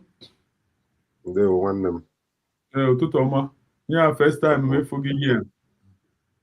Anyị bụ ndị na-egere na-anọ na background na-egere egere. Ndewo. Enwere ihe nwere igwu ụmụ Biafra? Enwere much, but I just ihe okwu ihe niile a na-emenụ. Go ahead. Ihe niile a na-emenụ ma onye kpọọ na call. Ma ada dị ọda mma ma ndị Igbo efe a kwụsị na ndị na-eso Ngozi bụ ndị Fulani. So okay, so mụ nwa bụkwụzi onye Fulani na ka ịfụ ndị iberibe asị na nwee ndị a na-akwụ ụgwọ enidikwa m ego ọbụrụ na agịrọ nke agị nkịta onye mụrụ n'ego ọnụnụ ọba a na-ekwu etu anyị wezi uche na-agbakọzi because ama na fe erughị 100 within the whole group ha nwe, but the millions na-eso Ngozi, so means na ebe 100 a ha dịzi bụ ha bụ ndị Igbo, anyị nwabụzi millions na-esozi Ngozi bụ ndị Fulani. So means na ndị Igbo erughị ọnụ million because a million na-eso Ngozi. So nke a bụrụ ofu. The other one na-eso nchekwa ikwu bụrụ gbasara nke ọkwana n'uche nke ha na-ekwukwa na ya na the man kpọọ na phone. So ihe niile ha na-akọ na I feel na I dị stupid na millions of Biafra dị stupid wee na-eso Ngozi. No only hundreds of them bụ nde mana ihe nchọrọ ikwu particularly bụ a ga na-enye Chineke nne oto na ndị a n'obodo oyibo, because ọ bụrụ na ndị a nọ n'ụlọ ndị a ga-eji poison ya ndị Igbo niile because ihe a na-afụ ndị Igbo ọda ndị Igbo bụ asị Fulani ha ga-enyelu ndị Fulani aka were poison gbusisia ihe niile nọ n'ala Igbo ndị a nwere ike ọ bụrụ na ndị a nọ n'ụlọ kọmuniti fa ọ ga-enwe ike in short ha ya help ndị Fulani conquer the community because ha ga-eji poison nye gbusisia the whole community. I swear, man. So a na-eme ihe ha na-eme a ga na-enye Chineke n'otuto n'ọrụ ya na ọma wee kpọpụ ndị obodo oyibo because ọ bụrụ na ọ kpọpụrụ ndị obodo oyibo nsogbu ya dị n'ala Igbo ihe a bụ ihe m na-agwa mfụra ndebe anyị na-akọ ka ndị egbuwa isi nneta onye anyị asị thank God dị n'obodo oyibo Chineke nna Jos kpọpụ unu because na ife ike eme ya community and ya neighbors with this ya character ibi obodo oyibo biche obodo oyibo fụ ife ọma dị n'obodo oyibo fụ ka ezi si dị n'obodo oyibo fụ ọkụ dị n'obodo oyibo fụ na inwe ike ịgagide inwe ike iji anyasị gagide ije chie wee fụ n'ụtụtụ n'obodo oyibo ilecha ihe niile anya ị na-akọ akụkọ ị na-akọ ka onye nọ n'ime vileji na ha na-amara ihe na-eme n'obodo ndị ọzọ ma niile obodo oyibo ha bịa ebe ha na-akpadebe ine watch ya these people this kind of people ihe ha na-ame ngo debe with all African restaurant from Unofa to African restaurant the same mentality has wee bụrụ wee bịa from Africa the same mentality ya ka ha ji n'obodo oyibo ihe kwuo sị na ya n'obodo oyibo 20-something years 30 years but he still have that mentality ka ebe ihe delivers to ndebe ụnụ na ọ bụrụ na ịbata ụnụ asị onye ji obodo oyibo nothing ịbata ị na-akọkwa the same akụkọ ị na-akọ maka ama nnọọ na-abụ nge village like this o nwere some njakịrị people my friends or my community or my neighbors nwere ike ịma n'ihu m asị ha this is not funny ihe a abụrụ a funny something ihe a unu kwuru na were ihe mụọ amụ na ọ bụrụ ihe eji amụ amụ ọ bụrụ ihe eji ekwu okwu fakwụrụ na-ene m I said don't use this kind of word to human being like you it's not necessary ịchọ ịmụ ụdị njakịrị a ịmana ya n'iru ihe amụ ya ma ya ebe ọzọ ebe ahụ na-eji amụrụ ya amụ but don't use that kind of expensive issue n'ebe a human being na-enwere ihe ọ mere so ihe nchọrịta ekele n'okwu a bụ na ife ndị be anyị ga na-eme ndị ahụ bụ ndị Fulani ha bụ ndị otu anyị ndị so Ngozi Orabueze ihe m agwadebe ụnụ bụ unu na-ekene Chukwu na ada dị ọra mma ugo 247 ma ju survivor nwa ahụ mana ndị ara m egedo ha ara m ya wọchide program ha mgbe ha na-eme na ha so ihe na-eme ma ndị na-akpọ na kọlụ ma obi eze ma asịkwa ha ma asịrọ ha si nyebe Chineke nna ekene na-akpọpụta ndị outside na ndị kọmuniti ha ka agwụgwọ so nwanne ọkwa ebe a ka okwu ngwudere for the moment thank you Chukwu gozie gị gbaa gị ume Chukwu gozie gị thank you much appreciate I'm very happy inwe gị here today I'm very happy thank you ana m egere once in a while na-apịa believe me, first time more the thing is surprising first time I know I'm always listening. I don't know, I like you except the Wednesday and heat somehow. And then my man now everything they pay for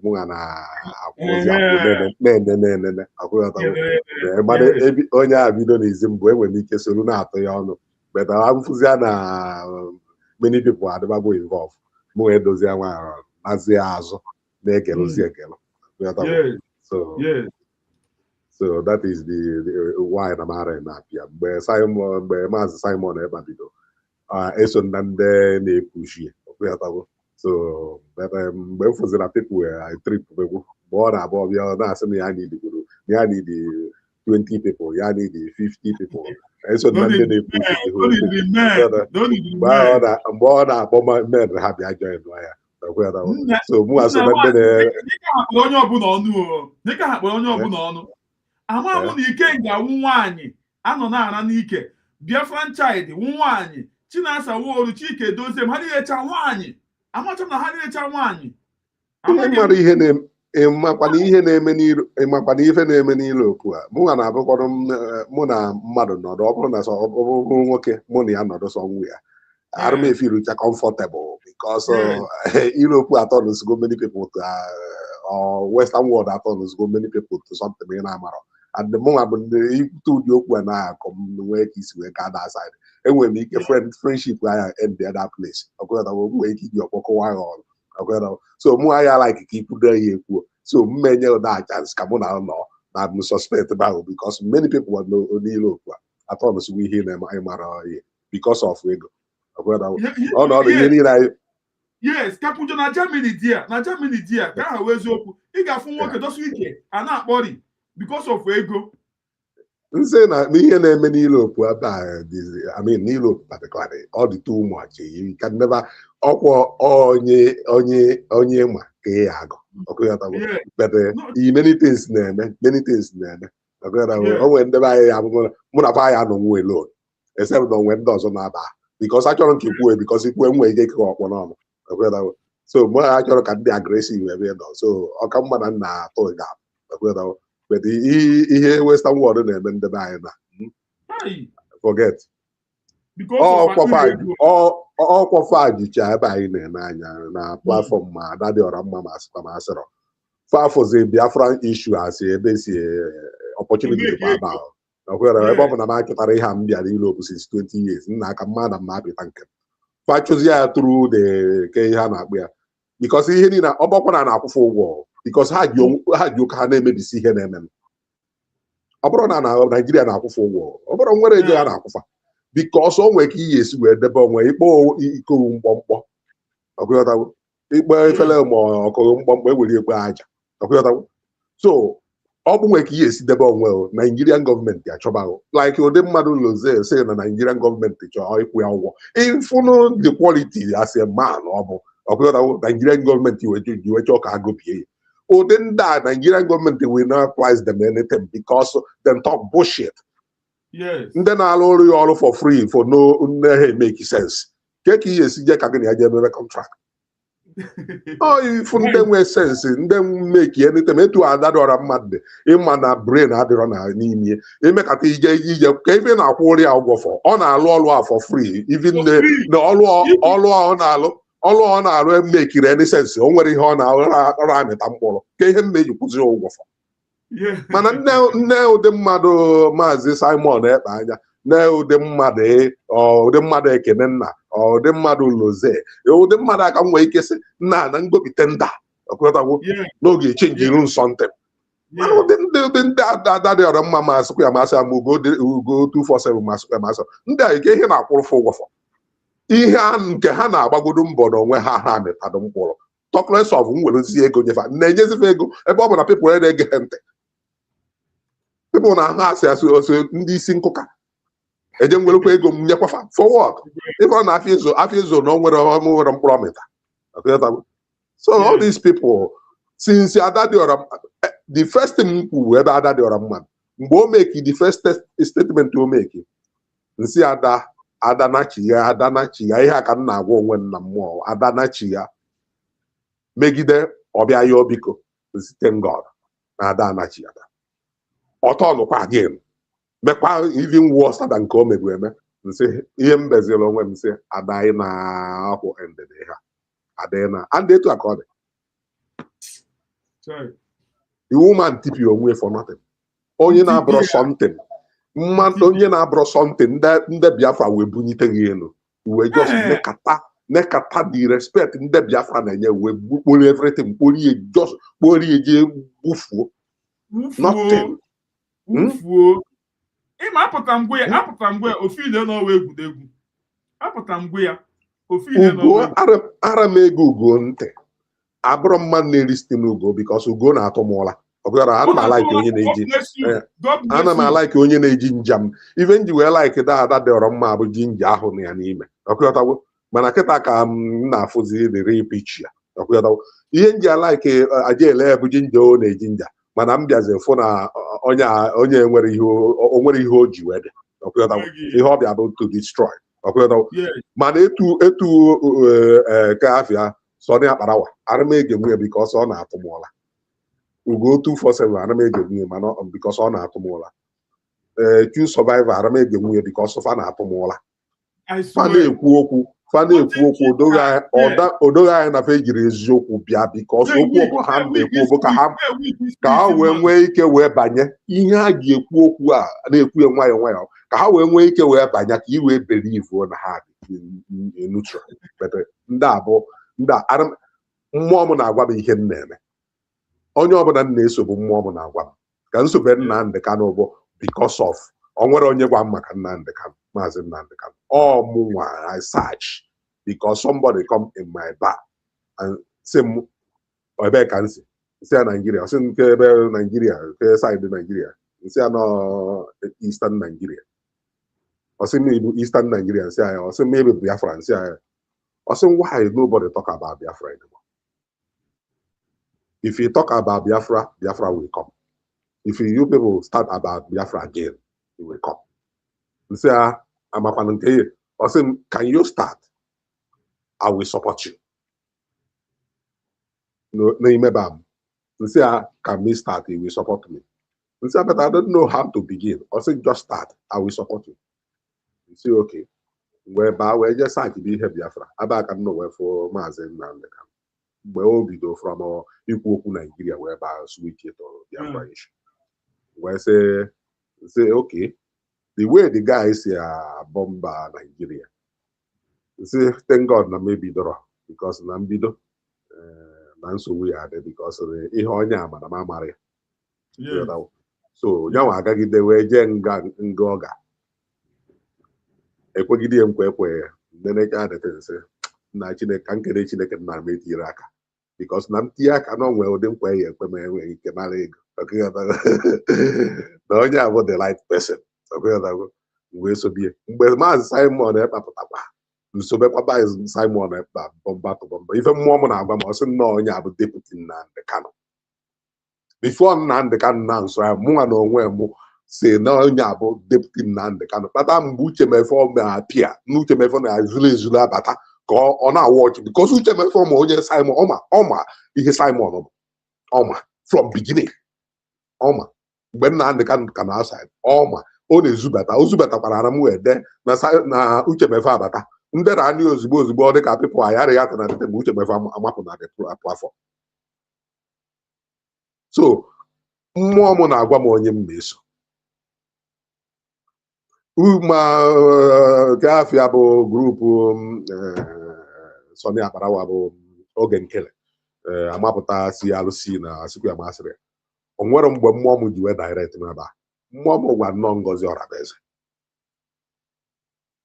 and etu mmụọ ngwa nka nsi eforie kwukwa ya echi kwuo enwe n'echi ama na mmụọ m aha ehe ebufe m ihe megide sef ọ dịka mụ na nwanne m nwoke eji enwe nsogbu n'ebe Simon ebe m wee kpọọ ya ọza m wee sị ya nwoke m hapụzi ya ka anyị ghara iji ife a nwebe family issue hapụzi okwu ka amalụzie onye nọ na the light direction maka ya nwere eso DOS isi ka anyị mazi onye ndị end na anyị ga-amazi onye nọ na light direction but m nọrụkwa na light direction never you again in my life advise me anything again.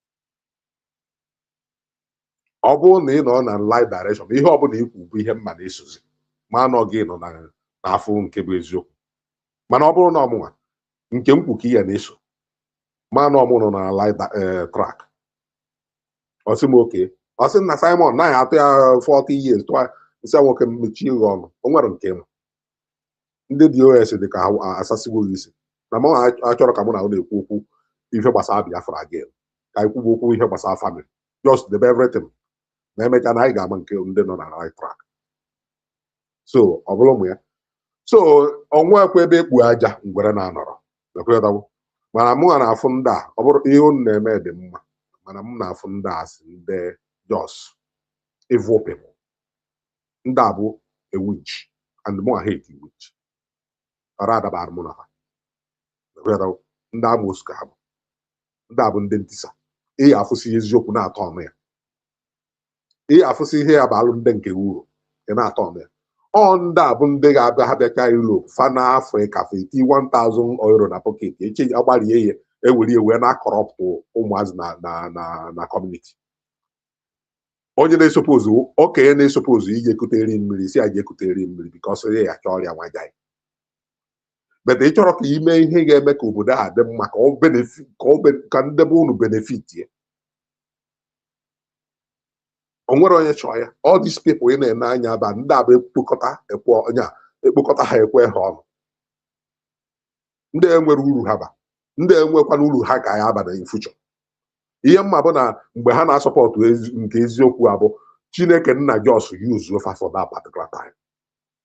But kịta ha malụgo Chineke nna asịgo na oge unu ezugbo unu ya anọgha because unu anọghara unu emebie ife.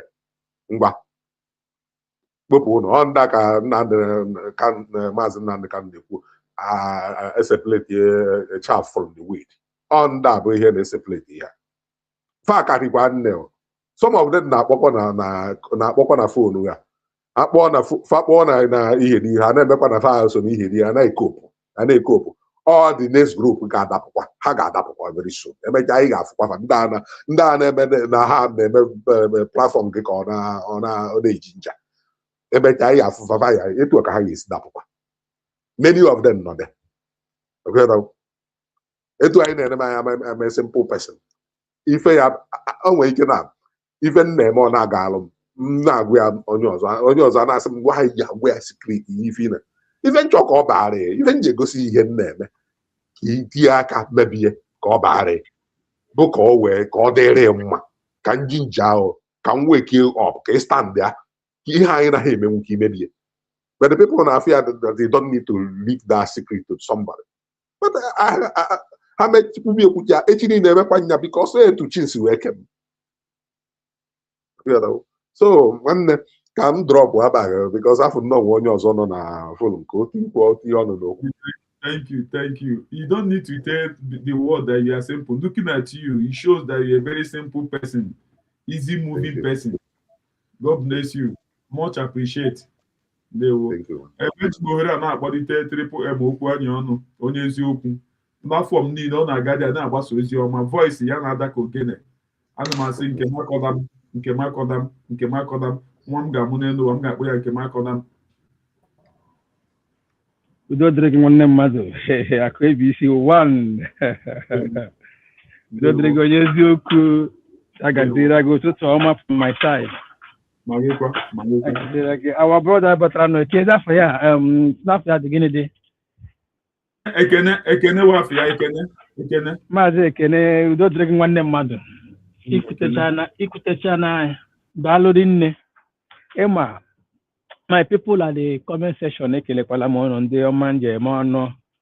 Our genuine Biafra fellow citizens ekene m unu ncha niile. Udo dịrị unu. Udo dịrị unu maka na nke ikpeazụ a aja asịkwa ndo adị asụ ndo ma bụ dekwucha na ifuru ọsọ anyị na-agba ọ bụrụ na ịmahụ ndị anyị na ha na-eme ihe ime mistake ihe a bụ ọsọ eluigwe a na-ekwu okwu ya o aka na-eche nke akwụkwọ nsọ na enwe ebe a rụrụ eluigwe nwanne ọkụ eluigwe ahụ ka anyị na-alụ ọgụ ya hia data eluigwe ka anyị na-alụ ọgụ ya ya kwolu m na-apụta my brother. Emma, when I see most of our people talking rubbish, even on the people like Obieze up to this moment, ọ ka na-ahụkwa ndị na-eso our DPM ha na-akpọ anyị ndị na-akpụ isi n'ala. Biko ya wụrụ na ewu ga-awụ ndị na-akpụ isi n'ala weta nwere onwe anyị na-achọ onye ọbụla ala Chineke nna ya mee ka ọ dị otu ahụ. These people they blind both in spirit. Yeah, the same thing. Are you aware if there are many people today that is still calling our PM Nigerian agency up to this moment? Then what do you have to say? I can now for people calling our PM as a Nigerian agent. They as sabotage here. I laugh when literally I am saying and say, hey, you can't go for that. Anyway, I won't blame them because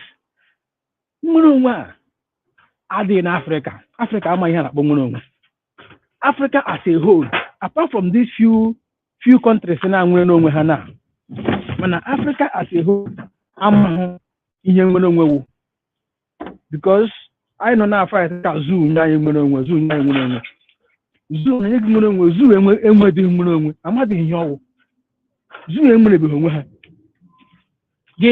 you can't give what you don't have at all. There is no how we can give what you don't have. You can't, because you're here.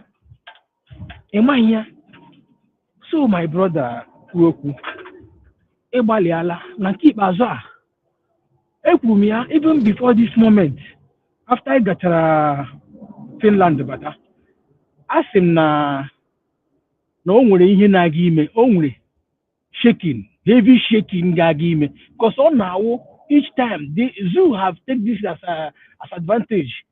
Whenever they took away our leadership tussle began.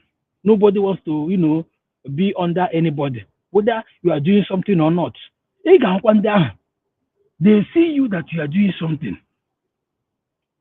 They will keep fighting you, saying that you are the one sabotaging, whereas they are the one sabotaging. Nenu di bahaka Obieze Oluku Oboto na kweri oji ndị Fulani amaga atụ na ndị Fulani Gumi na-edefend ndị nke ha. Ị gaa na Yoruba na-edefend ndị nke ha.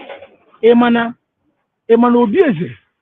Obieze wuru onye Fulani nọrọ n'ala Fulani na-eme ihe a ama ha egbufe ole kamgbe. Ebe ọsọ ya nọ ama ha etipịala ya, because Fulani achọghị anybody got no within them that sabotage her. Onye try ya etipia ya ozugbo no Messi. Mgbe ihe ka ka say eme enye Messi. They don't do that. Mana na ala Igbo asị gbaghara maka nwanne gị gbaghara iwe nwanne anaghị eru n'ọkpụkpụ. Mana nke ikpeazụ a, my happiness, all this I know na ihe na pass through, we are the end of sabotage in Igbo land, in Biafra land. End of beginning and the end of anything sabotage. Because this country we are building, this country we are looking at, whenever I talk, I refer to our constitution. Do not study before you have in full time.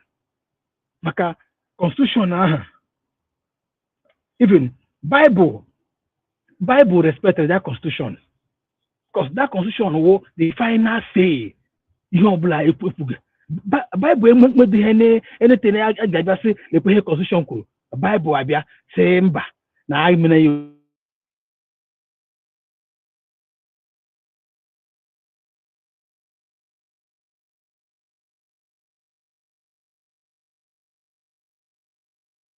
gonna be funny at all. It's not gonna be funny. Let them keep on doing it. And why all this is happening is because what we are fighting for, what we are looking for is so precious. That's why the enemy doesn't want it to come. And the fight we are putting up there is a fight between light and darkness.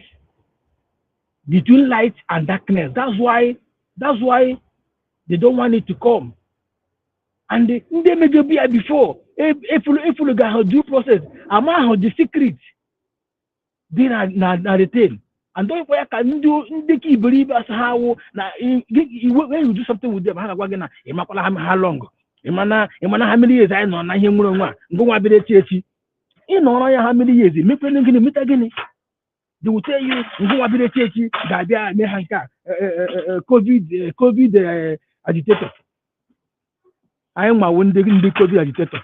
Then they shan't anything to offer. Shame on them. Shame on them, honestly speaking. Shame on them. Thank God for where we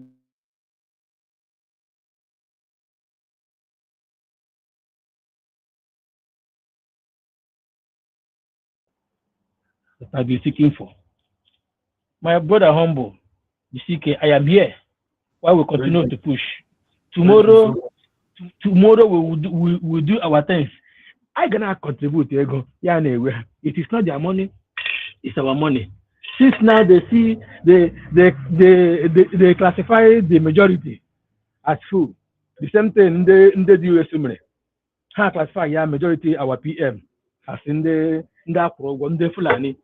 Adajọra mma na-ekwekwu na ndị na-asọpọt our DPM na akwụrụ ha ụgwọ. Ya bịa gwa ya ego ole o receive n'aka DPM every month mgbe ọ na-asọpọt ya. Even Mazi Ugo, these are the people that don't have sense. Ihe awụ ihe ndị ọzọ gwara gị pụkwa fight wa against that thing. Then mgbe na-agwakwa ụmụnne gị na akwụkwara ha ụgwọ.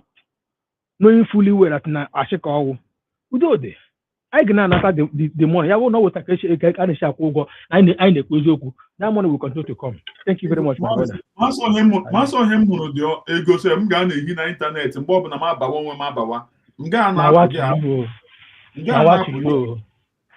na what you oh yeah the thing na keep as agaghị enwe rest. They will never have rest na keep as Dalo, my brother. Dalo. Thank you so much. Thank you so much. Thank you. We move. Bam, my people. This one is breaking news. Dr. Ngozi Orabueze don't bust out. He said, why was Nnamdi KANU not shown the written law? Why was the alleged offense not explained to him? Justice must be transparent, says Dr. Ngozi Orabueze. So he reportedly blasted the presiding judge over the controversial sentencing of Mazi Nnamdi KANU. According to her, she said, no citizen should be condemned without seeing the law they supposedly violated, insisting that if there is no written law, then there is no valid judgment. This is exactly what Nnamdi KANU keep asking the judge. Where is the law? Where is the law? Judge no agree answer. She further demanded immediate clarity or release. Nnamdi KANU is my brother, she said, and he deserves fairness. Either show him the exact law he broke or release him immediately. She continued, Nigeria cannot continue this era of silence and judicial darkness. Thank you so much, my sister. Now we see people that are speaking out. People are speaking up. Because everybody knows that this is clear jungle justice.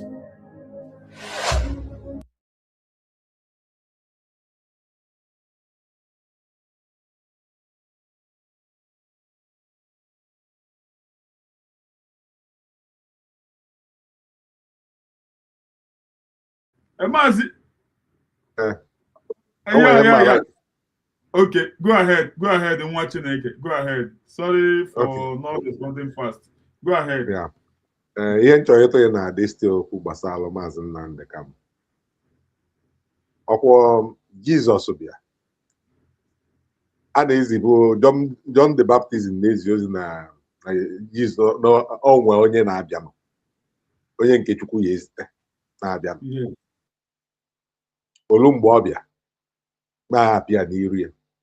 Okwuo n'ọnya means na ọrụ ya finishwo. Unu nwezi onye nzọpụtazi. Onye bụzi ike wee bịa. Denụ ndị kweta na Jizọs kweta. Nwee ndị na-ekwetara. Emesizia kịta n'ụwa kịta. Onye ọbụla believes na Jizọs akwụkwọ ọ na-ewuzi everywhere. Ekwu okwu Chukwu, ekwu okwu Jizọs. So nke a aga.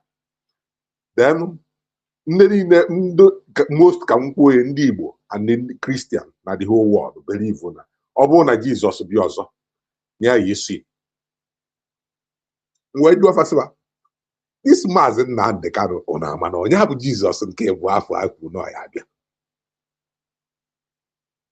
Onye na-ekwu ọ na-eme, ọ na-ekwu ihe ọ bụla ọ na-ekwu ọ na-eme. And ihe ọ na-eme bụ ihe ya abalụ ụwa na ọ bụrụ ihe ya abalụ nyanwa na onwe ya. Ụnụ ama na onye abụ Jizọs ahụ unu na-ekwu na ọ ga-aja second time. Mana isi na ọ bụrụ na ọ bịa ihe nwere ife emekta na ọsụgodo ogiri na-akpụ n'ala ya bụ na isonye ya. Mana ịmazi mgbe ọ ya abịa ịma na ọnụrụ gị ịma na onye abụ Mazi Nnamdi Kanu ọ bụrụ na ibe ikpeta na Jizọs bịa n'ihi Yesu ya isopozi na-efologodo Mazi Nnamdi Kanu bọmba to bọmba ọ bụzi na Jizọs bịazịa na ọ bụrụ nyanwa then figure one out folobe Jizọs mana ọ bụrụ na onye bụ Jizọs ka agụ ya na ndị so na ihe ọ na-eme so mụnwa believe na ụwa ya nọrọ na-ekwusa okwu Jizọs ịbịa second time but Jizọs bịa second time people ahịa ama na ọbịa na so okwu nna atụ n'ebe Mazi Nnamdi Kanu nọ onye ọbụla most Christian most ndị Igbo most the whole Biafra as a Christian I suppose they follow this man bomba to bomba because Jesus I have brought you know in Israel. It can be in Biafra land. So onye ọbụla na-eme ihe were uche na-eme ihe. Ị gara ese leta ese ọ bụrụkwa na mma. Na akụkọ a akọrọ mgbe gboo na o mekwazi n'iru mana m amahọ. Na garasị na ofu okwu ka a na-agwa nwa m ife.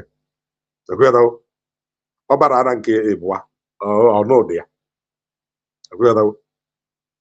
So ọ bụrụ ụmụ ya na ebe m ji ekwu okwu abụọ anyị abụ ọzọ ụmụazị anyị bụ okenye onye ọbụla nọ na all this platform bụ okenye ara adụ nwa m ife ọdụ maka ịlụta m okwu one woman ụwa one day mgbe m si village na-eje Lagos ọ kpọọ m nzi ya ọ sị na jebe na ọya adịrị mma na nwa m ife na ara adụ ya ọdụ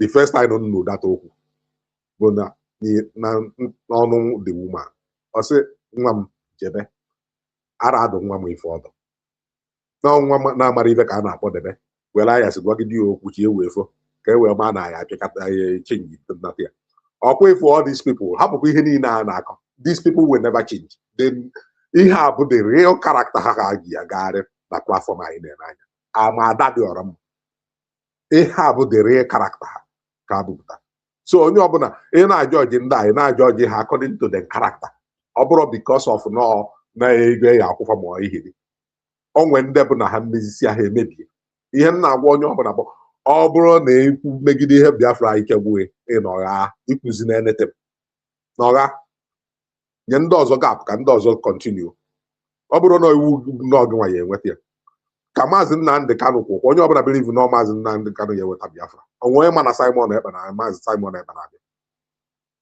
mgbe Simon Ekpa na ọgwa ebere onye ọbụla si na Simon Ekpa na Biafra anwụọla onwe onye mana Dr. Ngozi Orabueze na-abịa etu aka onye esi wee gagide ile enweta Biafra and nothing will stop it because Biafra is my home. I can never deny where I belong.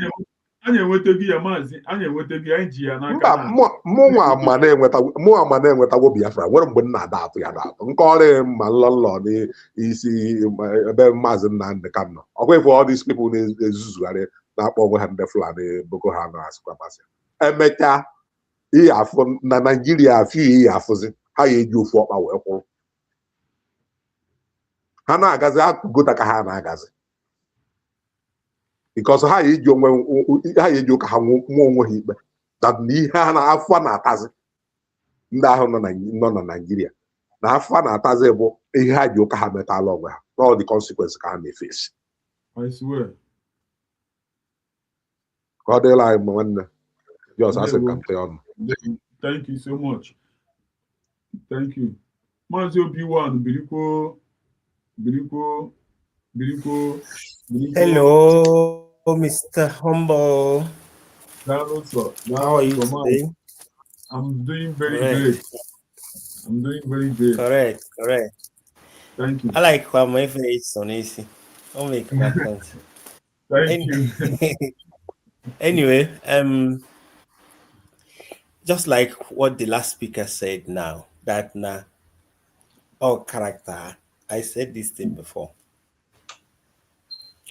Especially Adoniramma. She can't be where there is peace. Unlike Nzuko Umunewai, Ebana Kono. That is what makes her to be relevant. Fortunately, Kana know. And now, most of these people, when we for one, I think earlier, or quite could not on a go kumba, or na onya for here. Now, If that na all kochago on and even in the end they make now. I don't think no onye na abazi so now because na omesia onye ọbụla ketechara oke from the woman. Everybody ketechara oke. So Sunday kete oke wo ndị ya na emekọ ihe ọma your secret. Ọmara your secret on wee ebe dere. Sokwa ya gịnị ya na-atọ. Ọsọkwa gị na-ada dịọra ma unu na-atọsi ike. Onwe ebe ọ dị desia desi na-eche mbọsị ọ ya echete gị. So one question is you actually ask these people. Ebe na anọba ade mbịa nnecha afọ anya mfụ that na I don't know what to use to qualify them. Is a question I have to ask them. Are you people really still looking for Biafra? Hello, your objective now, because it seems like now every suggestion that was made or any action that is being taken for us to move forward, you don't want it. Like I said, I mean, you guys see now maybe I need the kai speed na Biafra no this and that. Mana kai ale they can bend on and say for a long time. Also say me now say son and see boy. Because almost that everything is done. And you must understand that now. Very soon now, the people that will be advocating for the breakup of Nigeria will be the politicians. Okay, for Nigerian politicians, they will start, mark my word, mark this thing I told you today. And the reason why it should be like that is for you to make Nigeria to be great, to be good, so many people will go to jail. So many people, so many politicians will go to jail because what they did was they make sure that they soiled everybody's hand. If you join politics, they will dip your hand inside corruption. So that now when you indict again. So if that noble Nazi can correct in Nigeria, then you to suppose number one, people like Obasanjo must answer. They tried to correct it during Oputa panel. It didn't work because so many names have been mentioned. They are supposed to Baha, people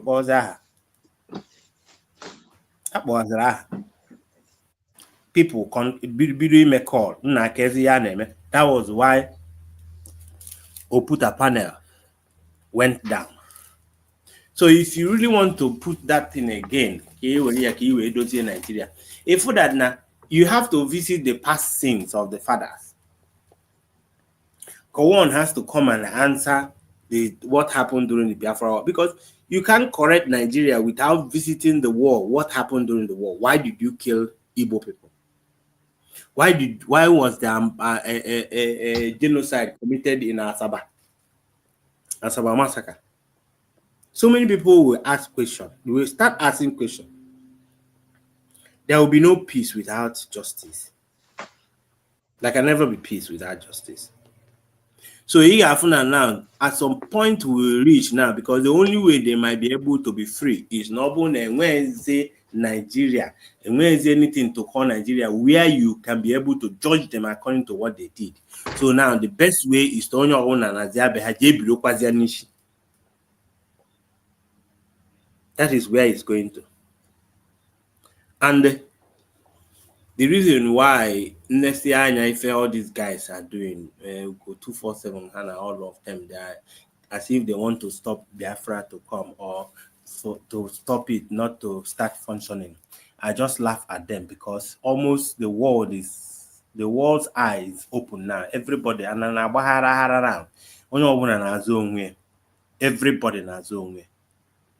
everybody. Look at the UK now. UK is sinking. United Kingdom is sinking because of where they put themselves inside.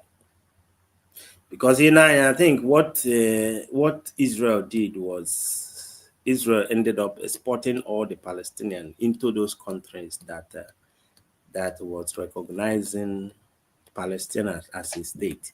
So it shifts to all those people, shift natures there. So that that thing Hannah in Israel and committed genocide, and it's happening to them. It is happening to them. So onye ọbụla na-apụta na-eme ụdị ka ịgbake, mana I believe that now we go 247 and bam like is just being selfish. They are just selfish in a way that, and when you more, that this is their last straw. They are just trying to be relevant. They are trying to remain in a place where but they forgot to understand that now the level of the people we need in a government now abroad, the people that have the way, the mentality they have.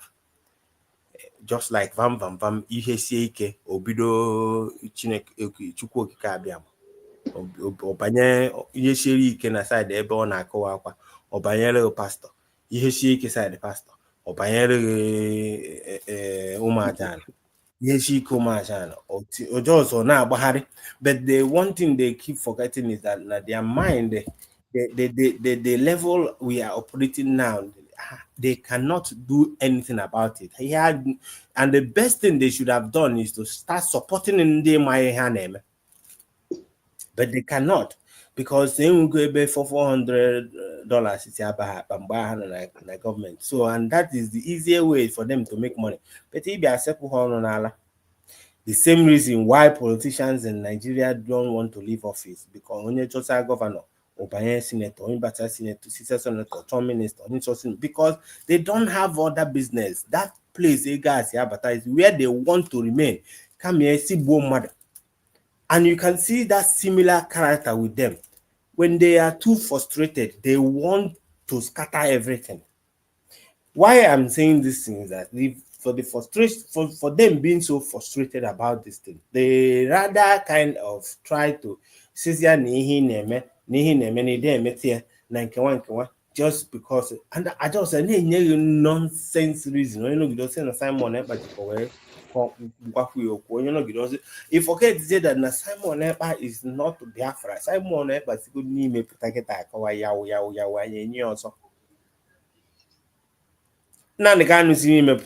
for me, I'm telling you, I can know the mind of Biafra in a very genuine Biafra. In as much as that we give them accolade, any one of them that comes out and start talking like Owazirike, nobody knows.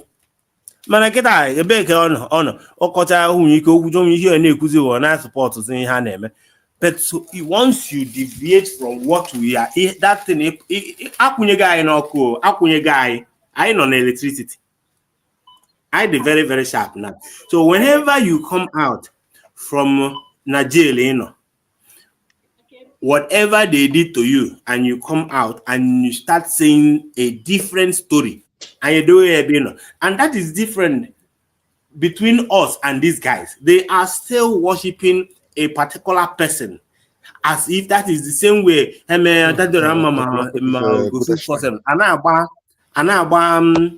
Ngozi Orabueze mgba, as if Dr. Ngozi Orabueze Biafra. Dr. Ngozi Orabueze, in as much as that we love her so much, I love her so much, she's actually my crush. But the moment she decided to come my crush, to come that one. I love her so much. But the moment she starts saying something different, I will be an adioche, because what we are loyal to now is Biafra, not individual. I the loyal to this platform, United States of Biafra platform. I build to go for ourselves to be able to use it as a symbol, recognition. That is what we are loyal to. That's why, I don't know if it happens to any of you guys, but that's why whenever they are singing Biafra national anthem, I'm always emotional. I feel like dropping tears. Even sometimes I cry because of the national anthem. And I respect that national anthem so much that now even I find it difficult on national anthem. I find it difficult to type in anything on the comment section until the national anthem, because I love my nation. I love my nation. Oh, individual. Oh, Simon. Yes, I agree, and I give them accolade, and I bless them, and I bless God for bringing such people to us, because they are the architect and the origin of the state that we are operating in now. But when Ekwensu choice any of them, we will say, okay, it's okay. Or here, these people don't understand. So when you tell them, when they keep complaining about an individual, and you keep telling them, leave this individual. This platform, United States of Biafra, is for me and you.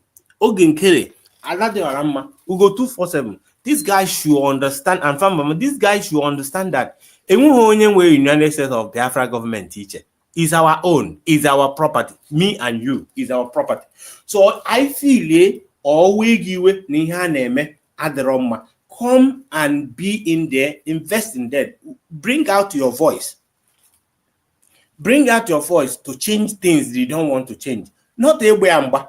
In a Bamba, in a lose momentum. You cannot win. You may win, cha. I bet you cannot win, because majority carries the vote. Because people have died. Because expect now. And we go so many people subscribe or in anything. At the time, you will see at some point, time will come when if these people that you see that they don't believe in what they, most of them buy in a cocoa, especially in there, they are interested in internet or all this our program. They don't even know where we are. When they go about ID card, but and I say, they still have that mentality. I figured out based on how they behave like that, the damage the system Nigeria damage that now when you talk about something that you believe that is possible, they think that is impossible. For that 6 years, Biafra will come, but not obey now. Hana Futiak next 50 years. Now, when in a Futiak when will it start? Kelum boy bido. This our generation now. That is the thing. Because they do a good the mental state of the buy that Nigeria government is that big devil that you cannot penetrate. But they forgot to read the atmosphere. When you read the atmosphere, if that there is a shift going on in the whole world, there's a shift. That the reason how can a powerful government, which you claim, is how is it that they are behaving like a country that has never actually operated to be the leader of Africa, because before you can't do anything in Africa without the concept of Nigeria. But this time around, look at how they lie. They lie with impunity. They lie with what everything inside them. Can you hear the Nigerian government to tell Nigerians that na Burkina Faso kaji plane na ndị amị ha ejide there? What is there to tell them na ha kaji? Why must they just come out and say na ha happy go ha? But they lied, because they think that we are still in 1970. They think we are still in 1980, where they will do something and they go to Arise TV or NTA. But I forget that people are individual journalists now. People have the individual media space now. That they see us in your own space, web and internet. It seems like the people they in charge, they are not checking out what is in vogue. What is in vogue now? They keep lying and they lie and lie. Then one of the delegates that they used to go to beg Traore, foreign minister Jenna Piers Morgan the foreign minister Jenna Sisasi because of Christian genocide in Nigeria. There's no Christian genocide. What I tell you, we finish here that day. Ona Sisasi, ono gido bamba. The same guy, like when you see all these men and whenever they talk, you kind of like you get so sad looking at them. Not because you're not sad for yourself, just sad that a full grown-up man, a family man that is supposed to be teaching their kids about the truth, are here lying just because of small change. All these things are all about when what the system they put you inside, they create poverty. I go that now when you you forgot about your morals and you just go pick it up, because that's what is going on in Nigeria. Things other guy of man in Nigeria, a Chelogin election, the same you that is talking about Nigeria is not going well. They will wait for you during the election and give you 5,000. Tell me what 5,000 will help you do with the way now. What will 5,000 do to you? And you can imagine when you are preaching to somebody that when you have a good governance, that now you will live fine, but the person prefer the 5,000. Is it normal? Or normal? Or brain damage, mental slavery that started happening long time ago, even before we were born. They know what they did after the war by seizing every money in the Igbo. They seized all the cash so that we will be poor, so that they will bring people like Obi Kubana and Atonukbo and name them to make them rich, so that when you expect them to speak on behalf of you, they will not speak on behalf of you.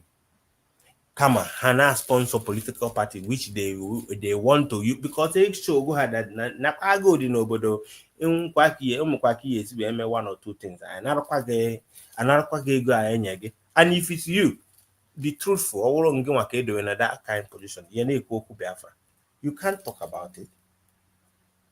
Because enough.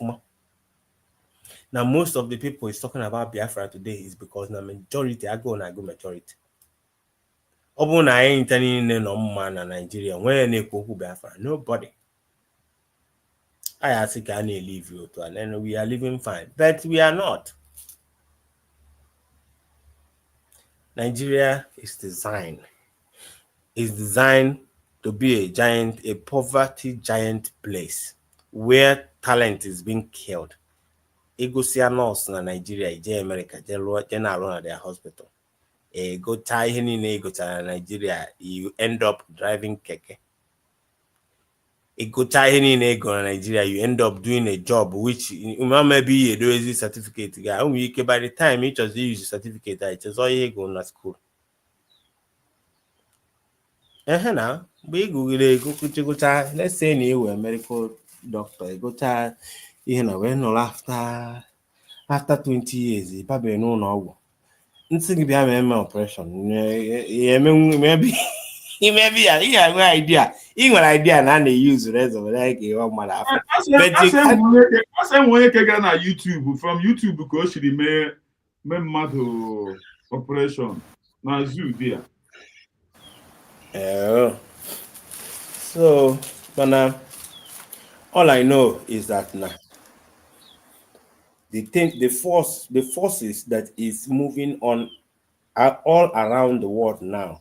Whether you like it or not, there must be a change. The system Nigeria na run before Adam with the atmosphere now, like the way they are running this thing, the government. Now, let do tax propose now na Nigeria. People now it's on. I don't know how you can pay tax in Nigeria. Meanwhile, the government has never done anything for you. ihe eji akwụrụ tax wee bịa ka ịfụ good road, ịbịa ka ịfụ good health care, ịbịa ka ịfụ public transportation ị ya aba for free, ka transportation ịbakọ for free, and there are so many things government supposed to do for you so that ị na-akwụ tax malụ that na ị na-akwụ something ịma na ọnya ka eji arụrụ gị ọrụ. But in Nigeria, it's not like that. They just only nogide or formulate ofu ihe ka atụọrọ ego, which is the same mindset in the Ajibatana government. Imana, I think that now I am so grateful for the kind of people known as this our government now, because I think that their mind is much more sanitized than these people, because we shouldn't be kind of surprised of what is going on, because on a very good day, any of these separate the Atanoka. The mindset of people like Hogan, Kere, and all these kind of people, the different from the people that nearly did the United States of Biafra. Even if when the current government take as suppose they when level I look at our houses, when they had their mother and they will still live again. Because the country we are dealing with, we are trying to form, is a country that will control the trade in Africa, exportation. By the time that you come back in Biafra land, you will see that na Toyota motor, in Japan and the Mitsubishi, if so many people will stop driving that, because he na ayazi will go jofo. He na ayazi will koye. Ozi ka eje weta pass ndị Japan lụ or ndị China lụ ka akọpụrụ na Nigeria. Mba, abịa na factory humble ede efu moto ifo ede ya ekeza fotutu a akụebie ka ihe na-anya akụebie ka na-anya ndị Igbo akụebisi ije na China ifu onye bụ akụebisi akpagharị. Suzuki wa afọ mmadụ, Mitsubishi wa afọ mmadụ. All these things that you see, all from their place after they open that company, Rupta Moto, we don't ship wheel all over the world. But when Biafra opened like that, even at almost the whole Africa, because by then things will be, everybody will now have the monopoly to actually develop. Ihe ndị asa na-efi na ha na-achị efi. Nwanne people abanu ranching now. If imokwa nwe ụdị efi, n'elu ụdị efi ha na-achịgharị na Nigeria tacha ahụ. Agụrụ na agụ. Efi suppose ị n'ofu ebe mgbe ị mepere ranching, enwe ndị ebido business ịkọ afịfị efi na-ata.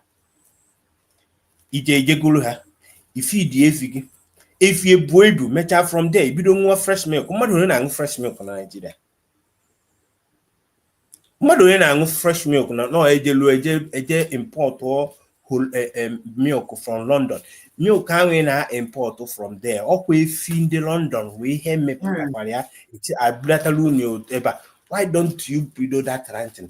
Ịma ndị ba emedowe na ọsụsọ ndị Hausa na-achị efi. Time will come when you have. Mazi, here every time ebu moto na-awagharị na-ere natural milk ajọsọ mepụta from efi. Natural one here a na-agba na kọpụ na-eresi ndị mmadụ.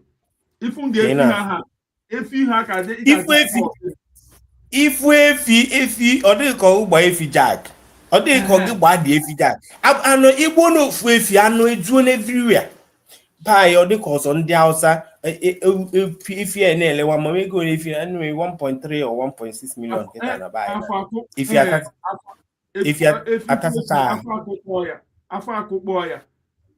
Ifi atachacha ahụ dịka efi na-aya ahụ ewere esi na igburu ofu efi.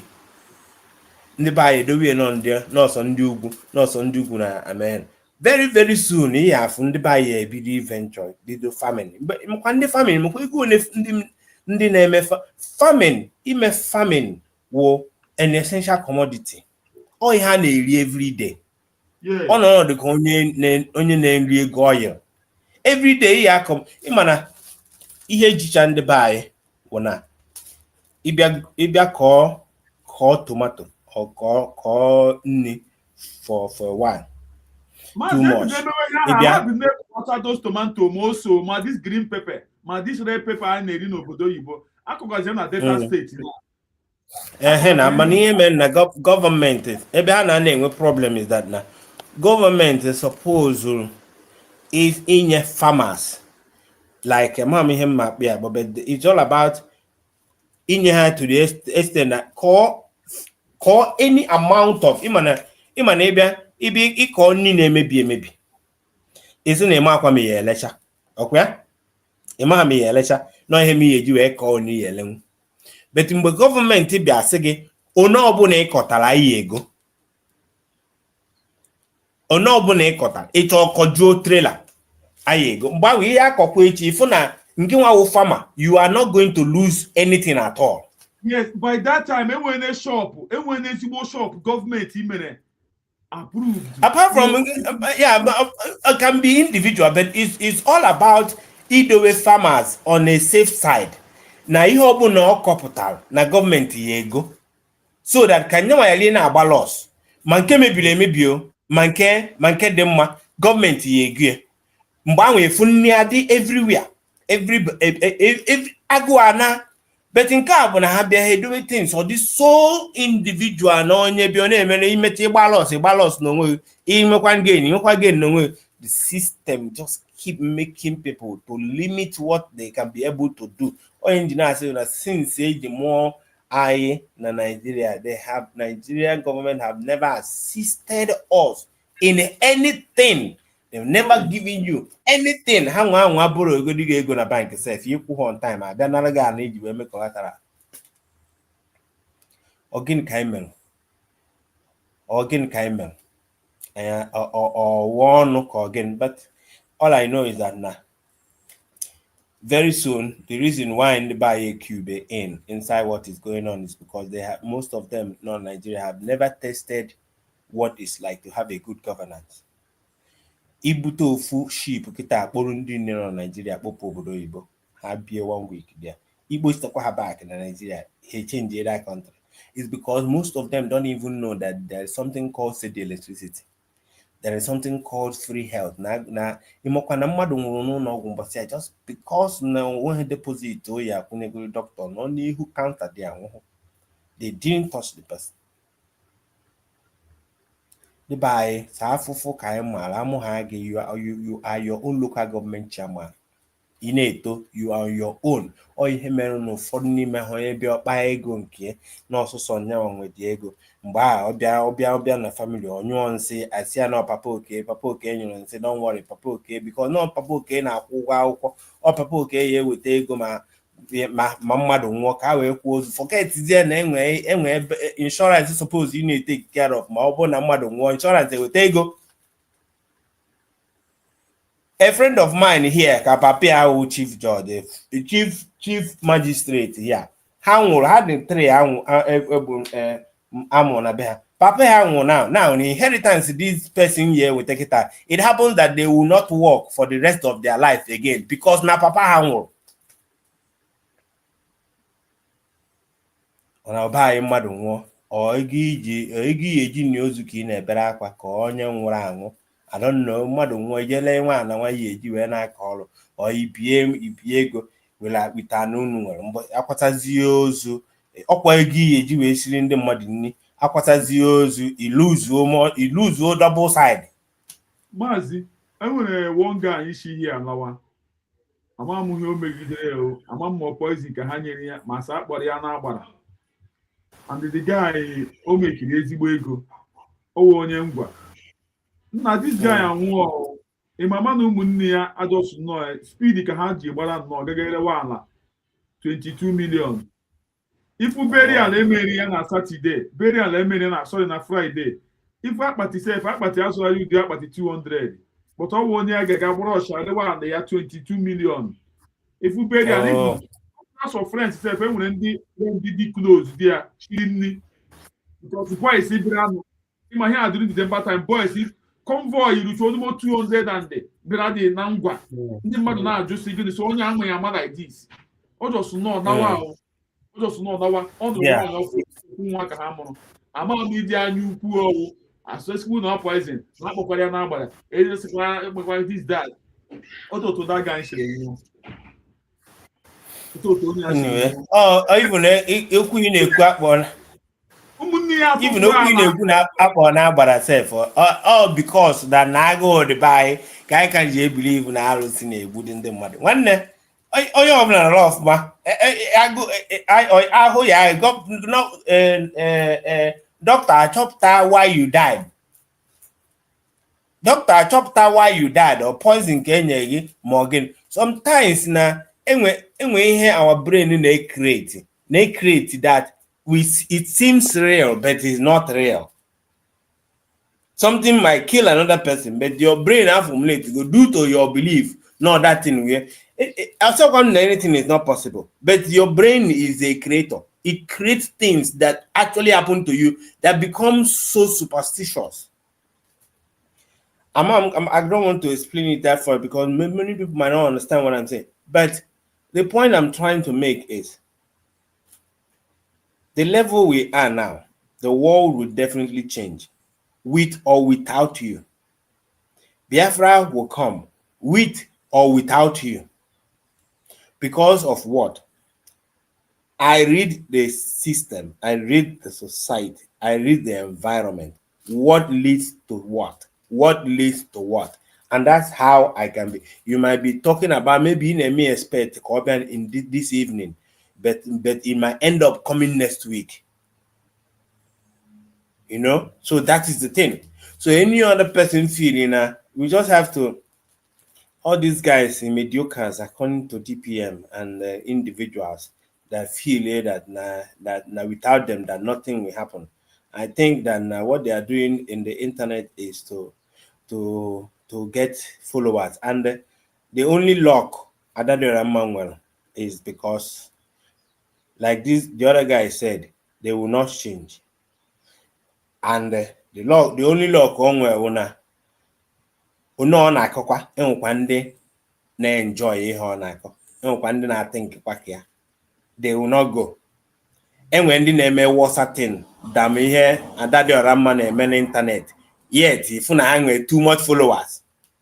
So no matter how nzuzu ọ dị and nonsense ọ na-eme, ihe afụkwa ndị ya na-efuli ya, mana ebe ọ na ebe ma nke m ada support wee be na affect my own side of life, which is Ibia by your side, hapụ anyị Biafra, because na the end of the day, Adadera money dị onye ọbụla afụrụ ebe ọbụla ọ fụrụ ya, ya bie ya ofu ụla, ebe ọbụla efụrụ ya maa ya ụla ka ọ mara ọnya punishment ọ suppose ị na-enweta. That's my own point. Thank you very much. Mazi Chukwu gozie gị. You really spoke well. Also say more, even any limia na-eme onye zuru oshi. Any limia na-eme onye zuru oshi. Onye kwesịrị ime that useless woman. Ịdị ihe emere ya na town hall n'obodo ha. Ịdị ihe nke kwesịrị imekwu ya again. Ịdị ihe emere ya n'Isofia. Any limia that thing again. Believe me, because that woman deserve to live. 210 trillion naira. That money is gone. Forget it. But you know that money actually happens to be, it's higher than the whole debt Nigeria is owing. And they're saying more than if we have that money now, Naira be $1 to $1. Since APC came into office, thank God they're the one revealing all these things. Thank God they're the one. Imagine the amount of money that have gone down the drain in Nigeria. I was thinking they will call on the Minister of Petroleum to come and explain why is it that all the presidents always wanted to be Minister of Petroleum. Why? They cannot be Minister of Agriculture. They cannot be Minister of Education. It's always Minister of Petroleum, all of them. And they are not even accountable. Multiple administrations ignored it. This is the kind of fraud that kills Nigeria. War, not PIT, or we never pay. This is why we are not like Dubai, Qatar, not because of our population, but areas. Hello, Nigerians. Una hear what they hear? Una hear the trillions where they need from NNPC since trillions. It's like APC. They attack APC because the thing not too much. APC, they attack APC. They say trillions they miss for ages for NNPC. When they talk say this country, not because we want to pay tax, but because of corruption. Some boys, when they seek for favor, they attacked me some time ago. Trillions. Before I even continue, make you watch the video. That your country can possibly be taller than who planted it. Like I said one time, there are not a few people see NNPC as behaving as if they are the country, Nigeria is their parastatal. And so they are above the country. Now, my worry is not about the fact that, I mean, looking at the period of coverage, it doesn't come under the present GMD. Yeah. But the fact that the GMD is anxious to cover up the fraud suggests that he may also want to continue with business as usual. That is what troubles me. Because, like you rightly said, sir, being given the opportunity to come and explain what happened that you have inherited should be something you should do freely. But time and time again, the GMD is never going to come here. And those figures you mentioned, sir, about charging crude, subsidy on crude, and then NPC go on to charge subsidy on refined product. It's not just a matter of law. That is the real word for it is fraud, monumental fraud. And the amount involved is far more than what our president is struggling to borrow from foreign countries. If those monies were here, we don't go to borrow this kind of money. So just to thank you, Mr. Chairman, I think we are all in agreement with you. You know, we need to make it clear that the the current constitution, 1999 as amended, gives this committee the power even to arrest the GMD of an NPC if it does not behave. And we have the will to exercise those powers. So that for once, people should know Nigeria cannot be, I want to quote President Tinubu himself, he said, no more excuses. Whether on the issue of security, issues of abuse of power, anybody who is mismanaging his own bit, we have a collective duty to bring the person to justice or bring justice to the person wherever he is. Thank you, Mr. Chairman. Having exhaustively reviewed the answer by NNPC, 107 trillion, the equivalent of which in dollars is $117 billion. Against available facts and evidence provided by the same NNPC, which go contrary to their claim, the 107 trillion cash flow paid to JV partners in 2023. The committee is duty bound to reject this. Why the committee is rejecting this is that 103 trillion. Because humble, but need to go the volume this video, please. NNPC declared Oshi from my side, though. Oshi from my side, man. trillion naira. Oshi from my side. 2017 to 2022. The equivalent of which in dollars was $58 billion. Because triple M not here. I agree with your premier before. Not the command. Justice or bring justice to the person wherever he is. Thank you, Mr. Chairman. Having exhaustively reviewed the answer by NNPC, 107 trillion, the equivalent of which in dollars is $117 billion. Against available facts and evidence provided by the same NNPC, which go contrary to their claim, the 107 trillion cash flow paid to JV partners in 2023. The committee is duty bound to reject this. Why the committee is rejecting this is that 103 trillion as accrued expenses. NNPC declared a revenue of 24 trillion naira between the year 2017 to 2022, the equivalent of which in dollars was $58 billion. And the same NNPC in 2023 alone claimed to have paid 103 trillion to their JV partners based on cash call. Two things here. One, cash call was abolished, so to say, if I may use that word, in 2026 by then President, but in 2016, sorry. Crude of 24 trillion. Now you are paying 103 trillion naira to your JV partners without telling of the quantum of crude that justified that payment. And how on earth can anybody give what he or she does not have? Where did NNPC get 103 trillion to have paid to its JV partners in only 1 year? Sir? $117 billion. So as far as this committee is concerned, that figure 103 trillion is unacceptable, it's not justified, because cash call was stopped or abolished in 2016. And now in 2023, you are coming under the umbrella of cash call to say you had paid 103 trillion in just a year. So Nandika corruption egbuola ndị ka. Corruption egbuola ndị ka. Hey! Enu otu ọ dị gị ka country ka ga-adị mma. Enu otu ọ dị gị ka country ka ga-adị mma. Enu otu ọ dị gị na country ka ga-adị mma. Corruption, Chineke nna. Hey! Country that doesn't have mineral resources are enjoying themselves and living very, very fine. And when you count how many resources sitting in Nigeria, it's everybody supposed to be living large. Nobody is supposed to even be thinking of traveling out of the country. By now, I suppose in on a buy but you can see the kind of amount they are calling here. Oshomole no there now. Egone ko bubambo bu governor. Egone, they just keep talking. Onye president or minister of oil and petroleum. Odia Ogenkere neme o acting prime minister. I need I cannot even call his name well. They want to keep themselves where the money will be flowing out, so that you cannot be able to question them. How many refineries in Nigeria for them to be able? The Nigeria is very, very stupid. It's the time when I started on knowing that when they export crude oil to another people, and now they will now go and buy petrol only. You can get so many things out of one crude oil. So many things. Me he gave you a bucket. Me he gave you a tire road.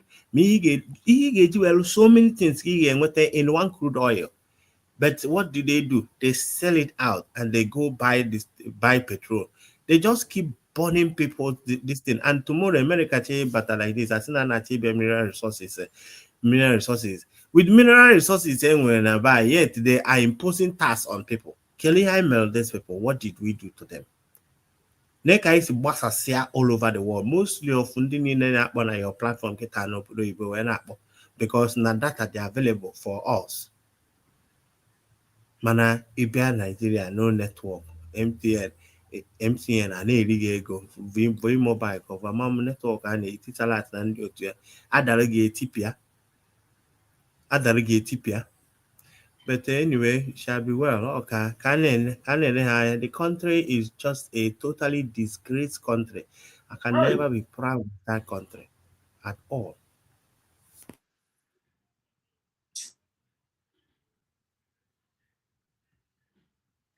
Nigerians, so I want to give you updates on the Tanko Bulus Barnabas case.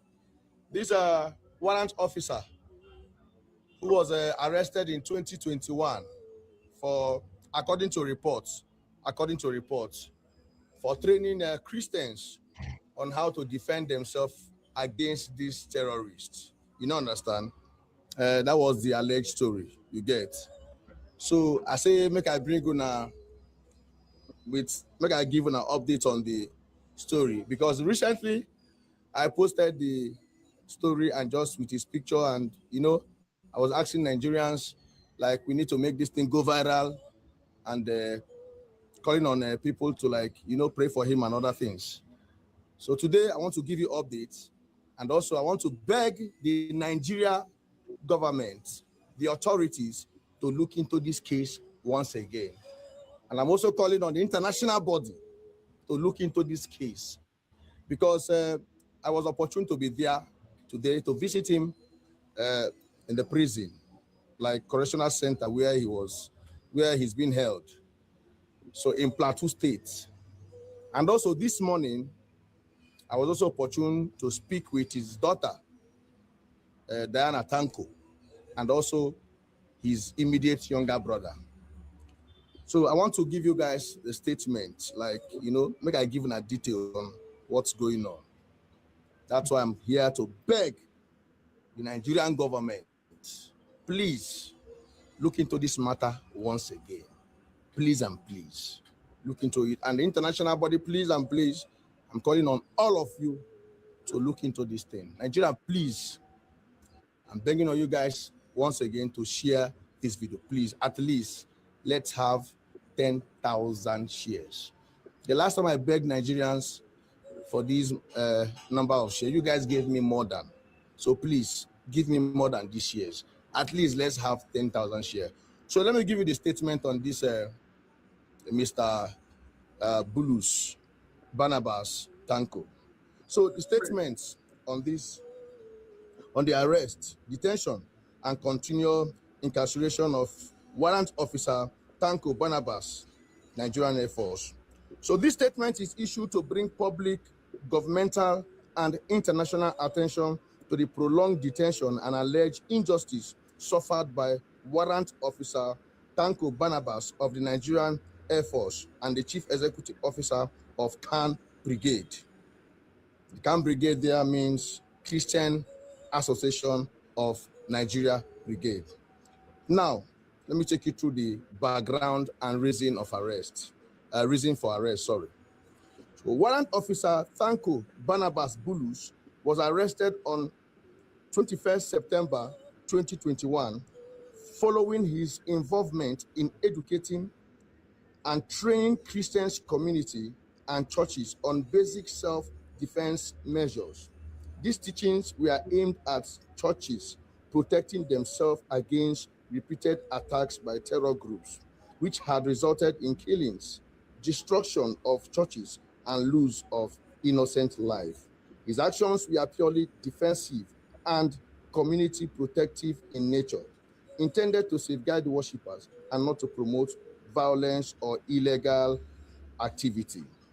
However, following his arrest, a locally made pistol was allegedly tagged to him, claiming it was found in his possession.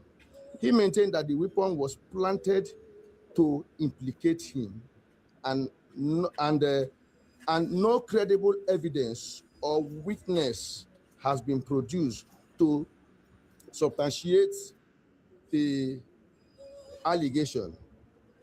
Yeah, no credible evidence has been produced so far, although they claim that a weapon was found on him, but that's, you know what they can do. But let me continue. Now, sequence of detention and alleged abuse. 1. Immediately after his arrest, he was taken to STF guard room in Jos, where he was allegedly tortured and subjected to electric shocks. 2. He was later transferred to Abuja, where he was allegedly chained by both hands and legs and kept underground for approximately 3 months under inhuman conditions. 3.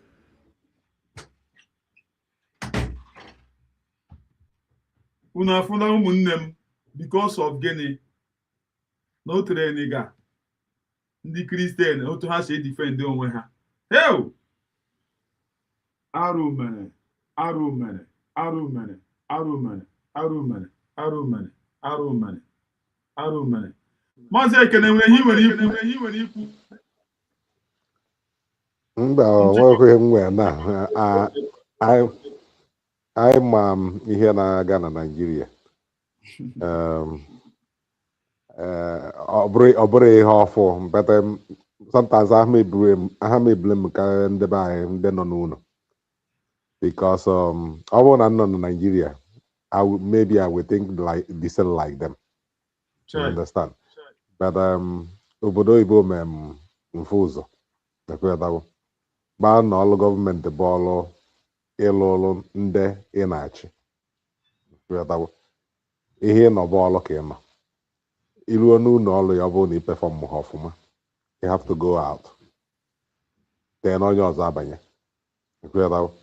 Because ihe need bụ improvement in ihe ọbụla mmadụ na-eme. So for mụnwa, the first time to vote in my whole life bụ na Biafran vote ka m tụọ ya.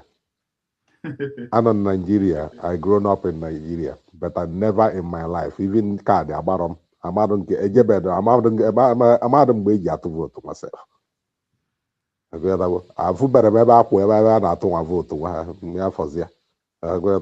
So So ebe m na-afọ this thing bụ n'obodo oyibo mbọsị a na-atụ vootu n'obodo oyibo ị ga na-anụ akụkọ na atụgo m vootu mana gịnị ya nọkwa n'ihu ọlụ ara emechiri ya ọrụ enwere ihe n'katakata nwere onye ama mgbe eji tụcha news ọ bụziri bụ onye na-awọchi TV steady ọ na news ka ya na-atụsigo na onye win ụlọ ma ọ na-atụ na onye ka na-eri idigbo for the moment na TV ka ya na-enere ya ndị na-atụ the vote ihe ama mgbe eji tụ mana people na-eji atụ vote never in my life vote to anybody the first vote bụ USB can vote to you.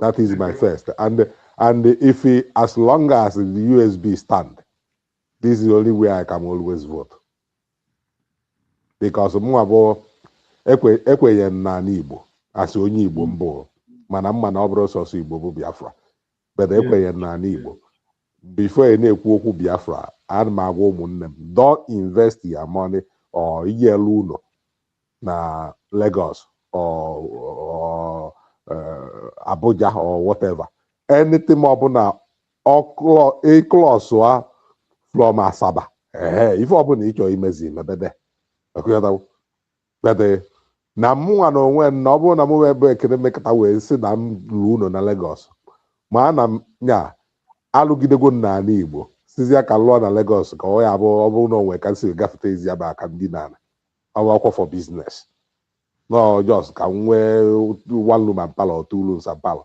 ọ ya bụ ogwe ka si gafeta that side a need of hotel ọkwere ịgba na ego m dizi too much but for mụnwa to invest in Nigeria except an Igbo or Biafran land count me out. Nna agwa ụmụnne nse ma ụmụ ọgaranya niile mbọsị Naijiria ga-eme gị ihe emechaa gị ihe bụrụ ogbenye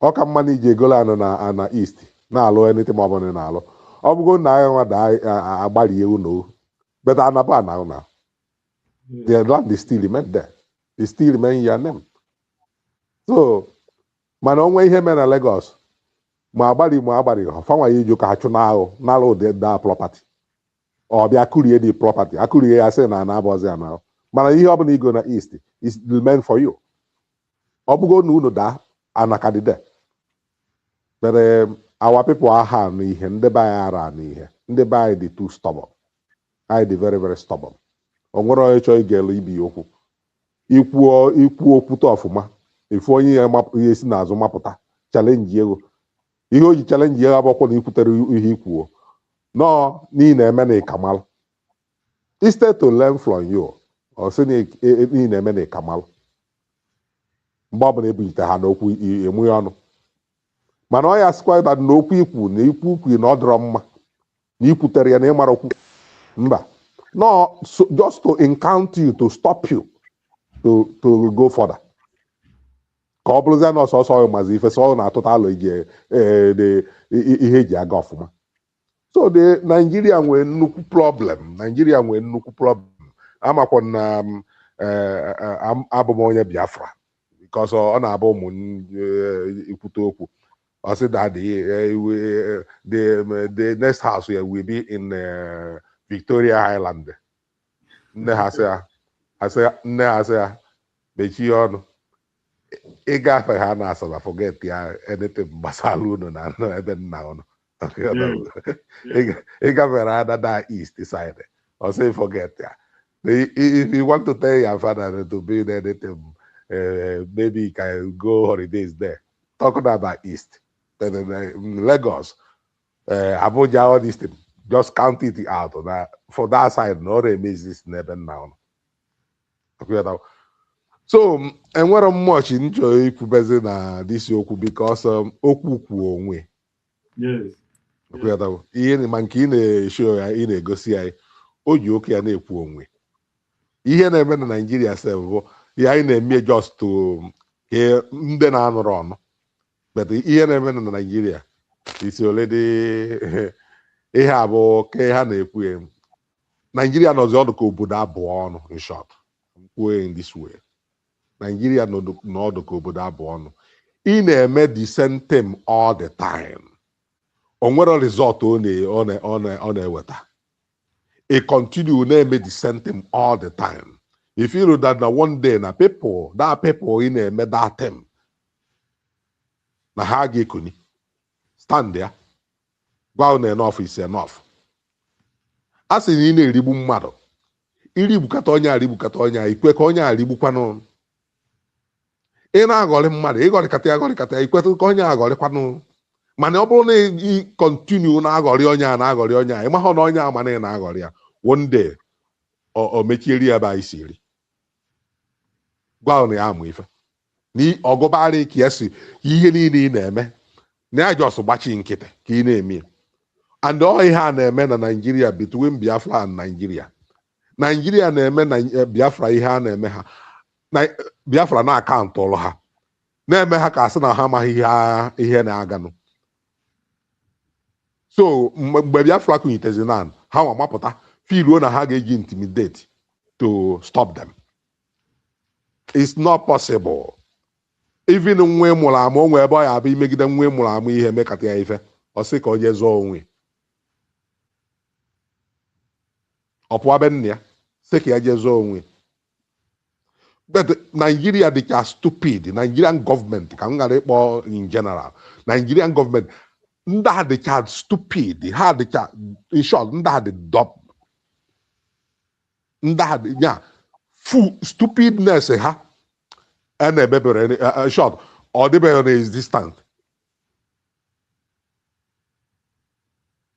Ndị obodo oyibo nluzu ọrụ a na-akwụ m ụgwọ ka m wee na-esetụrụ expenses ilu nchọtakwa ọrụ mma nọ ụfọdụ ya anọkwa n'obodo oyibo a na-emekwa ihe ha na-complain ihe ndị obodo a na-emie ife ndị obodo a na-emie na be nna onye nlota na-eme exist. That in Nigeria is where who remember that you exist. Talk less of even to know n'okpuru bridge ka ị na-arahụ ma ọ na ọ bụrụ n'ilopu hi ya mmadụ agụ ọ bụrụ na ị nwere nni ya eri ije na chọọchị nni ụtụtụ nni evia enwesịrị medical canteen for free gọọmenti mount ipụtata ụlọ ụtụtụ ọ bụrụ na agụgụba ije ebe a jee rie morning food nwa tii taa ụmụ snacks ya efia ọ na-eweta aka 12 o'clock ị gaa ebe ahụ ije rie nke efia olu osisi o'clock ije rie nke abalị. So agụ onye nọ lemise obodo nọ na onye nọ aba asị na agụ na-agụ ya ịma nọ stupid ka ọ dị. Ọ dịrọ possible. Ọ bụrụ na iruzu ebe ị na-ebi except na ifilu maybe na ị na-aṅụta mmanya ma ọ na ị na-eri afịa because ọ nwee sentence iwu ga-enye iji wee bata n'ebe anyị na ebe ga-enye gị ga n'ala ahụ. So ọ bụrụ na ịdọrọ standard for that iwu because na ịbata test ya ma na ịṅụ alcohol ma iri afịa. So ifilu na ha na-edi stop life ha gbazia n'ilo nke a bụzi problem gị. Mbosi ifilu na ọ dịgwo too much ịkpọkwafa azakwago ya kpọrọkwago. But in Nigeria nobody no even government even ndị a nọ na gọọmenti na-eri ego niile even their own community their own neighbor na village then cannot help them. Ịma na ị na-ebu ego you help the whole Nigeria but even common your neighbor you couldn't help them. If you had na-egosi ha bụ how powerful ịdị or how connected ịdị na gọọmenti okwu kpọrọ ya polisi okwu just iwenye phone amị atọ ebulu onya just only to intimidate people. This is the only word Nigeria knows. Keka mmadụ ga-esi wee kpagide ego wee kpee ego na billions and trillions still yet they cannot bring that money out. Mgbe anyị nọ na position ma asị ya nna na m akpagbu ego dị too much na ụmụ generation even my 10th generation cannot finish it. Now let me use the remaining chance in where now just to make other people to be happy. No, he cannot do it.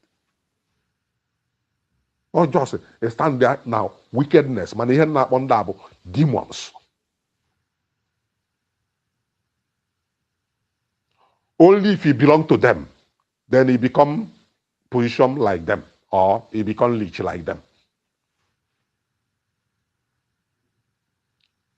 Nigeria is a place where a human being as to sacrifice for the whole world. Ebute ọgwụ alụba ihe a ga-alụ eribe uru esi n'obodo oyibo achọghị test eburu ya na Naịjirịa ebe ọ ya agafịa. Gọọmenti anala ego one rich person anala ego tinye n'akpa buru dị ọgwụ fesasịa ya everywhere people ha na-anwụ. Obodo ihe eje golu sọntem onwe nke nwaanyị m kọrọ m mbọsị obodo na mmadụ ga-egolu agwa beans wete nwa ya na ya nọ wee sibe beans wee sibe sisi ya wee rie the beans ha ericha nwa na the person ya na ya nọ nwụọ.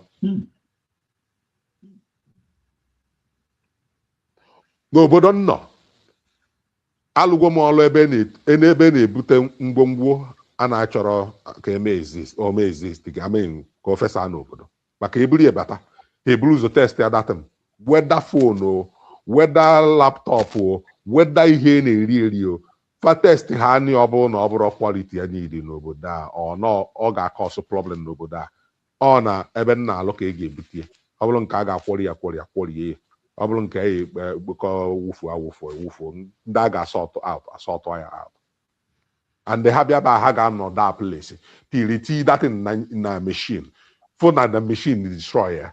O nwere mgbe ọ ya aba ebe m na-alụ ọrụ ebute perfumes full perfume ọgbakwa bọtụlụ ya perfume eburu bịa abịa ba ha akwụrụ tiri tinye na njini ka adị sure na datin ma a ga security outside because ọ bụrụ standard you need. But Nigeria, nothing exists. Obodo na amara niile eme exist. You are not in the data. Ịmara na obodo onye Hausa onye Fulani ya abata turn out a citizen overnight. Even in ndị Fulani anyị na-ene anya amụ ndị gọọmenti mụọ na ha nọ na Nigeria because ọ ndị a bụ Nigeria na-ekwu ihe a. Mụ na ụnụ abụọ asị Naijiria afọ anyị na-ekwu mgbe a mụ na ụnụ abụọ eme exist na sistem. Obodo Nigerian gọọmenti ga-anọdụ nwee embassy na obodo ịbata n'ime embassy onye ọcha pụta ba straight to office gị bụ onye Nigeria kwụrụ na gate. Embassy ka ihe o mean embassy mean your own home, your house. Ogi ngasị onye Nigeria ogi nwee the embassy ịbata ba I suppose he treat you well as a citizen. But ị ga-abata ba anyị na-afụ onye China apụta baa n'ime de gị nwa bụ onye Nigeria na-enweghị authority to enter. Esi n'obodo a na-eme exist. N'obodo nnọ ihe ama secret in the indigenous people obodo a gị na ha enweghị the same light. Also jide passport fa so jide anything also n'obodo 100 years. Gị na the real indigene doesn't have it, but it's not allowed to talk about it. But in China gị nọ na the same direction. How stupid that onye obodo a ga-adị ọtụkwa ha n'ọfisi the way is weten ndị abroad the way is ten there. Because ama na ọsọ set ya na ị ga-anabe nna mana onye nwere ebe ọ na-eje onwere obodo ọzọ ọ na-aga ebe ọ na-agbaje.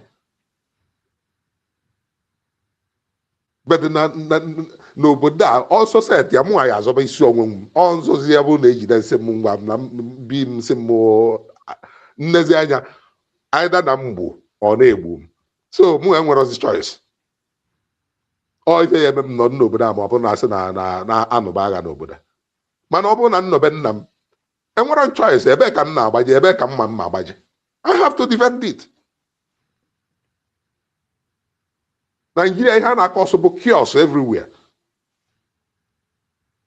Anọ na-eme na-ekwu problem dị na Nigeria iburu ihe ije save ndị ịchọ ije help ka ihe na-ehepụ ndị bere nke dị na beo a sị na iwepụrụ aja dị n'anya ije tụpụ mmadụ aja dị ya n'anya ọ dị possible. Nigeria bụ evil nsọ Nigeria bụ obodo mmasị Western world were Nigeria plant ya in Africa to destroy Africa. Ọ bụrụ na o setizie ndị ọda Africa chọzie ịzọrọ isi onwe ha, then facha ọka fight ya ha sị oke ndị mmadụ kwuba okwu asị oke na fight ya na agha ebule mgbe ha nọ ke ife ọ na-achọ from Europe to Africa. Ajụọ ya question, then ihe ya emezibụ ewonyite Nigeria, stupid people ewonyite fa ka ọ bụrụ na Africa na fight Africa. Etu a nnọ mma na ọ bụrụ na m agụka mpụta nje were ọnọdụ na-elu ha ọrụ n'obodo nnọ anyị na-enwe mitin hie ekwube ebe anyị esupọta asị m ọ bụrụ na ị nide ha n'ihe ọbụla iji ụkwụ kpọọ m na mma eso oje Biafra bịa unu etinye na n'ọfịs gwa amara nke esi apị ọbụrụkwa na mara apị nke na-ezuru m mana amara nke esi apị nke ka alụba na gọọmenti unu etinye na aba unu chọọ itinye m ebe unu ya etinye mbụ na geeti unu etinyekwana ka m nọrọ n'ime ọfịs geeti nọọ ka m nọrọ n'ihu ilo bikọs ọ nwere ndị mma ya bụ ha bata a direct ya ha another side awa ebe ha chebi iru bifo va debe azụ ha bifo fa echi ihu ha that side bikọs ndị be anyị na-afụsi eziokwu na-atọ ọnụ ya ta okwu asị ife okwu asị tọ ọnụ ya ta eziokwu like etu ada dị ọda mma ha na-akọ akụkọ m hụ na ha na-eche na anyị dị stupid. Ị na-akọ akụkọ ị na-akọ ị na-atụ asị ka anyị believe o na-asị nke iji bụrụzi gịnị mana onwe ndị ya believe like nwanne m nwoke kwu onwe ndị ya believe asị a because them the same person, the same people, the same category. Ihe mmeji webata na platform wee na-ekwu okwu na platform bụ na mfụ na mụ na onye a na-think in the same direction. Enjoy na onye a ka m gbanyitekwa mmụọ ya ka ọ na-aga that direction ka ọ ghara ime mistake. But if na ndị alụ a na-atụsa asị ndị ha ga na-abịakwa na platform ya na-akpọ bụ the same kind of people kwa because ihe ha nọ bụ mmebi. O nwere okwu ngwa somebody si ya ikwu okwu witchcraft ị na-ekwu okwu ya nekwanụ ka ha si ebi ndụ ha enwekọtakwana chee echiche na witchcraft ya enyeghị ihe ọ weta ọ echi niile ka o chenji ọ dịrọ possible. Witchcraft ya afụ that na ije a ọ gazieri ọ baara uru na ife inweta abaha ya benefit ye bedeke ihe witchcraft ya eme ọ makwana ohe benefit ye mana o ya eji gbachie data ya benefit ye maka ọ chọrọ ka o si n'aka ka ọ abụrụ na ọgụnwa weta dịka m and ọ ihe a ka ịfụ ndị a na-emecha ha afọ na ihe a ị na-eje na ọ ya agaziri ha eje chọọ ka agbachie dịka m because na achọrọ ka o si n'aka wee bata oke ọ bụrụ na o sizi n'aka m wee bata ihe eje weta ya ịdịrọla ije weta dịka m so ka echi na-agbachiziri onye a na-eji ije weta ya ọ ife ada dị ọra mma na Eggman ọ ihe a bụ ihe a na-alụ ndị a bụ evil but I thank God I will always say this I thank God that them in Europe because aba before amara m onye anyway ịma na Italy dibia disko n'ụlọ na ọ bụzi like before ndị Italy kwesịzikwa dibia enidi ọzọ ije Africa jee gwọta ọgwụ ịchọzi ịgwọ ọgwụ jee n'Italy because okwu mmụọ fa anọsizi na ihe so Eggman na-bazie na dibia na adịrọ supplies agụyatagwo o nwere ike jekwuru ofu onye dibia na-aba afọ o kụzieri ka esi agwọ agụyatagwo so ya wee didi ọzọ ịkpọba fonu na Afrịka ka o wee onye ka m na-ekwula ike akwa ọkụwa onidiro ịkpọ Afrịka agwa ya ọkụwa akwa na ife ọ ya eme mba onidiro na fanọ na building yasef na ọgbada a na ọchị ya akwụ ya enye kụwa so nwanne ekwube okwu dị n'anya this thing a sị na ekwumokwu dị n'ihe a chi ya eji chi ya bụ anyị ekwuchi ekwucha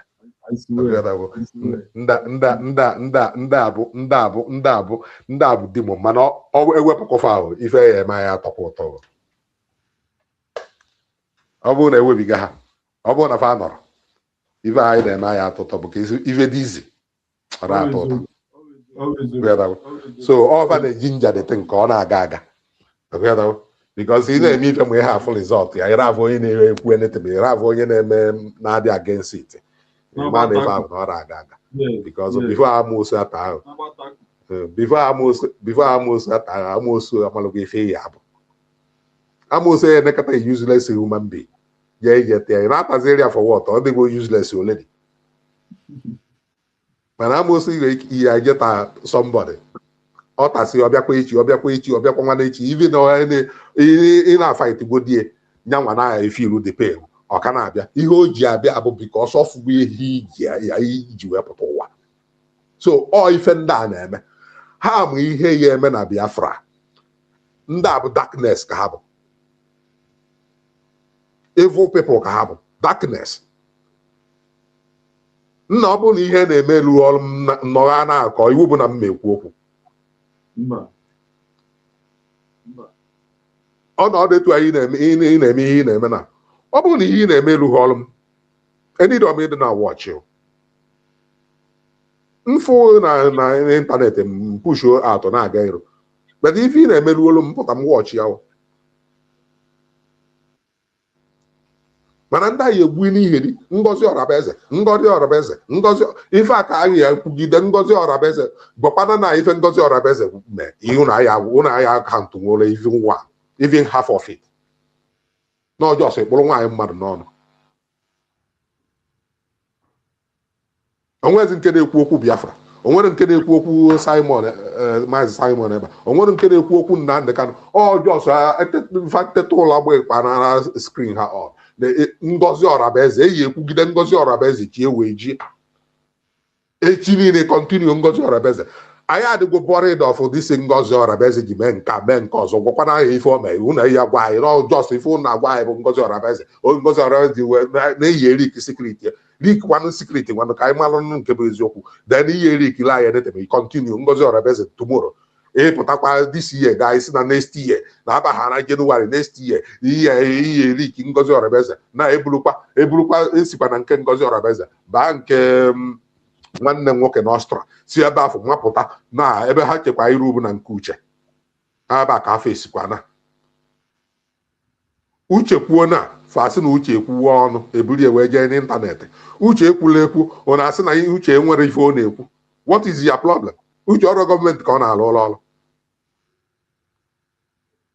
uche nwee anything ọfụ anything oje ọnụ ka ọ ya abịa tebụl ya ọ bụrụ Ngozi Orabueze bụ nọ n'iru ka ọ ya abịa tebụl ya my brother father enwetazi information from the government just like what Adadiorama used to do before onwe ka esi wee kpacha nwa obere nkata ha amapụta ya were ya bịa mere saka na-eme expect that is the only way that you have to inform our people. Forget to say that now the government of Nigeria again na-arụ ọrụ. Now those people check equal your weakness so that they will know how to fight it. That's why I say that these guys are not supposed to be part of what we are doing to be in the government because they don't know how this thing works. They are smart people. They employ. Forget they are smart in a way that they have to keep the corruption alive. And you many in a zone with you one plan email call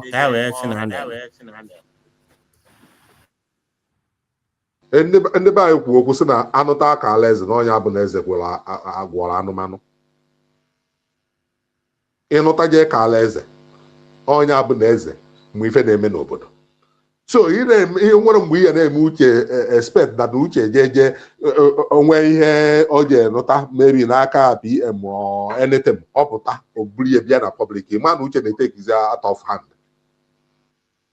n'ọnụta onye kala onye bụ eze onye ahụ o debe n'iru o believe na onye bụ onye suppose ịnọ na position karịa because he can never be in my company and take a decision. Onwe ife na-eme na company mụ asị onye ndebe asị isi ebe ahụ ịfụ data ma ị ga-abịa gwagwodo m ịgwazia m mụ wee sị take over, stop it. Ọ mụ ya enye the right. Ọ bụrụ na Ngozi Orabueze kwụsị uche na uche mgba pụta ka ị bịa gwa ndebe anyị ife dị etu a ife dị etu a, ọ mgbe aka uche we step out to say something, but except that onye nwere that power. It can know everything, but it doesn't have that power. Only because you have to be loyal to somebody higher than you. Because when you respect somebody higher than you, the person in your back also will respect you. But in there, normally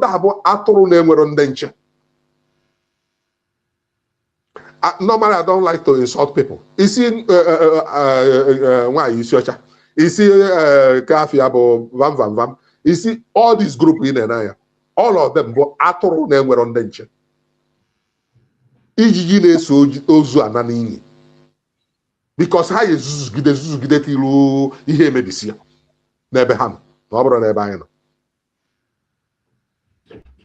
I never see a stupid somebody doesn't take advice. These people, they are stupid in the level that they cannot advise them. Somebody can give advice in nature. Onye nyebe advice in nature say na advice anyị nye ọ bụ na you use the advice. Ọ bụ for my advice. Ọ gị nwezi. Because it's up to you to take the advice or not. So we use here is already your own advice. Other hanama or game wabram. Mananda they are stupid that he can never talk. He can never advise them. Where in this world that advice is not allowed? Nne na agafe ogwezi na chiga. Na agafe ogwezi na chiga. Nwa na-enye nne advice. My mom na abụ mgbe afọ anyị nọdụ every time ọ gbakwute nsị m na ife dị etu a ife dị ọkọba nsikliti ọkọba nkọsị ya asị nya mama ya etu a mama ya etu a ome olu one day ịma wee je somewhere nwa gbabara ma no highest ma nwa wambia mbata my mom sị m nyegodi ya na nsị ama ike gwụkwọ na evụna ọ sị nnọọ mgbe aṅụ nkwụ ka nna agwa ya nke bụ eziokwu mgbe aka nna dị okwu nye advice ọ na-abụ accurate ebe nne na-anara advice why na the people ị chọrọ iri dizi they cannot advise you. Is it possible? Ịbịazi chiwu ya chiwu ihe gbuo ada dị ọra mma bụ mpako onye bunyite from nowhere bunyite onye na-enwere ihe wọtụ a sị na ala n'ọfịa oke ebe a na-ala n'ọfịa iwee gbapụ ọsọ wee jụ ụmụnne wee mee ghe ọgaranya wee bunyite wee were ịfụnanya ifilu n'ime ezi na ndụ wee nye why you don't use it well jiri ụkwụ ka destroy ya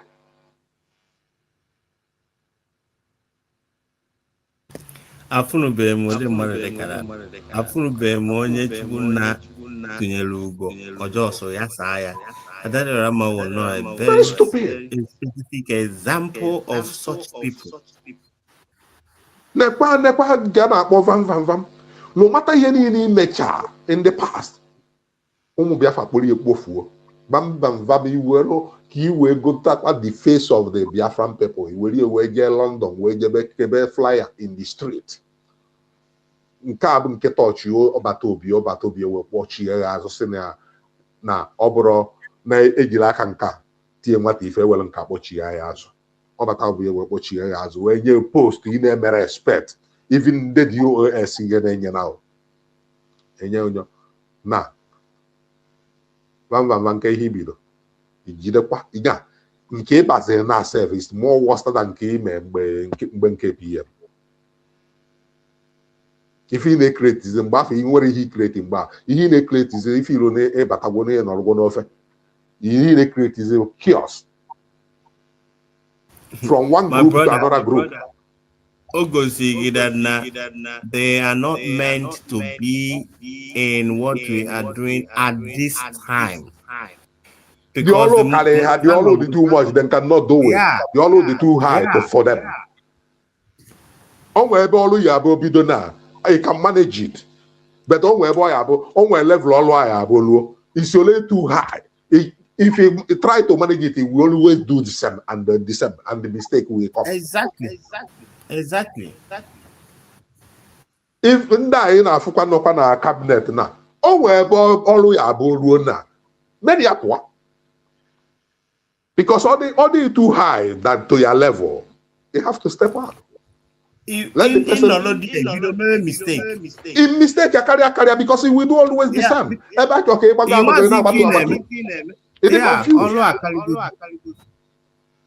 But ndị agha ghọtara that no way okay ka m wezi vam nwaanyị isi ọcha na ndị otu ha niile oke ka m wezi na Biafra na anyị nọzi na Biafra land wee nye gọvanọ ọkwa echi ya the first one chịta ọfụma enye second one enye position second one echi ya the second one chịcha nke a step out another person will take over na another person na echisigo nke oke ịpụzi ya ikwechilu you know onye ọzọ a ga-abata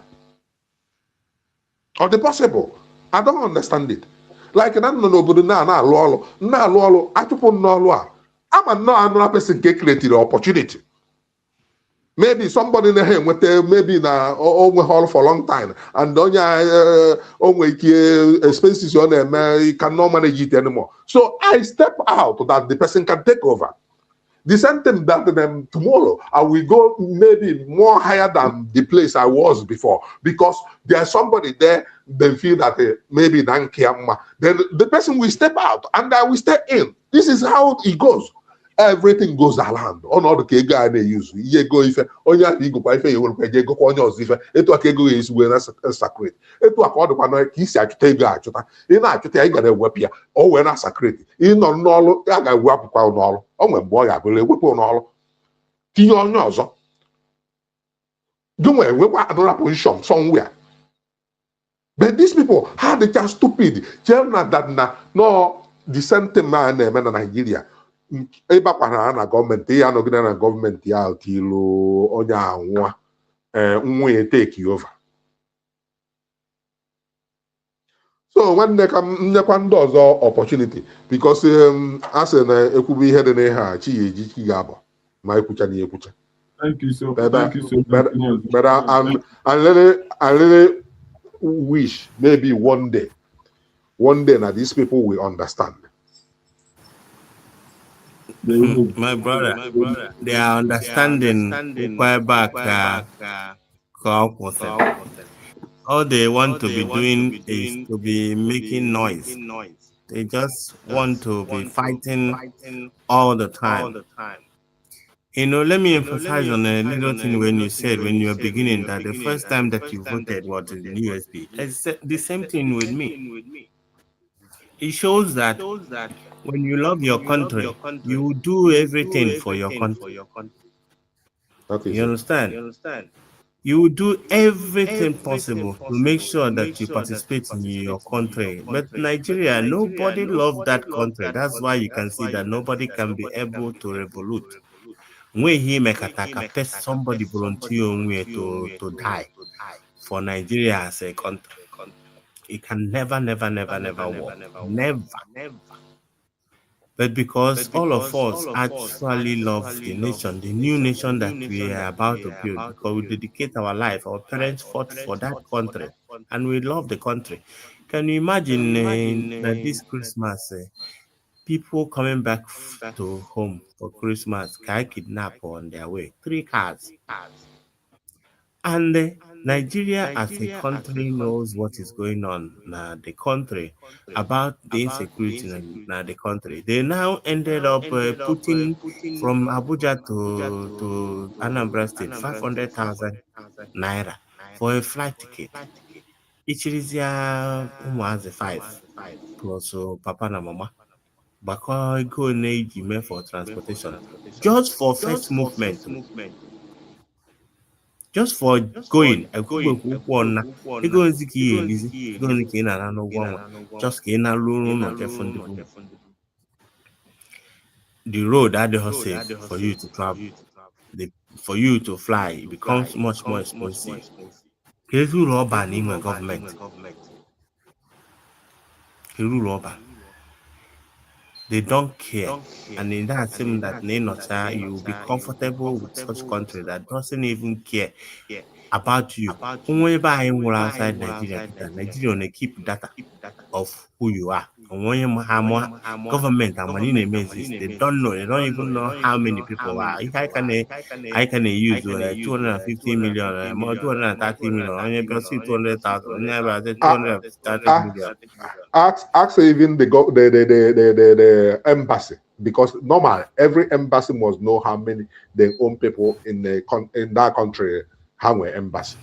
But even Nigeria, they never know. If you are Nigeria now, how many people know here? Nigeria cannot give you the answer.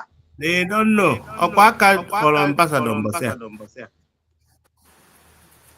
They don't know.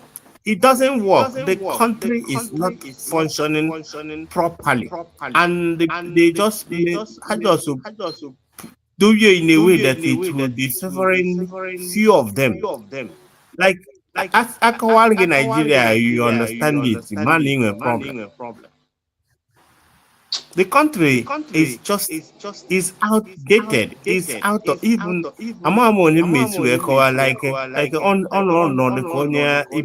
something else. That is what the country represents.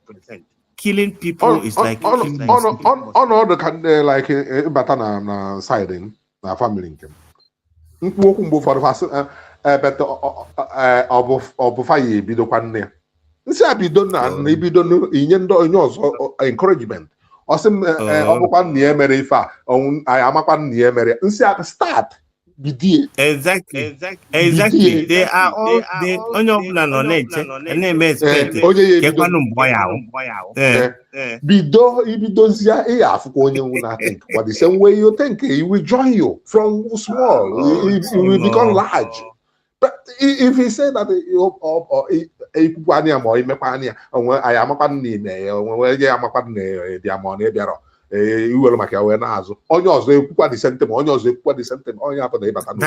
that is exactly what they did.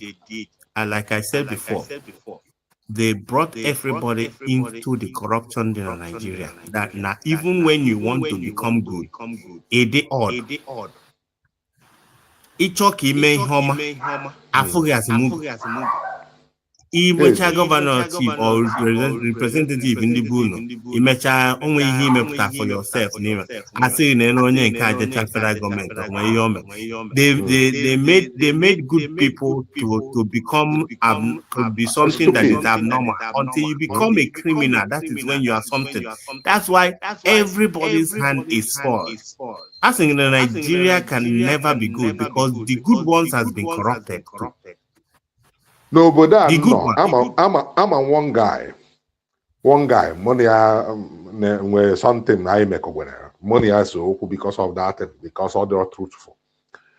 This guy make it no Buddha, Obudebuna Hiebuna, Ona, Nacha, Nachia Tazo, Hakuchi Esia Nachia to Nigeria. Because of the Hona committee no Buddha.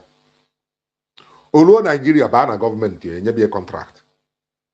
The guy in the region for them Oboda, Mbono Oboda.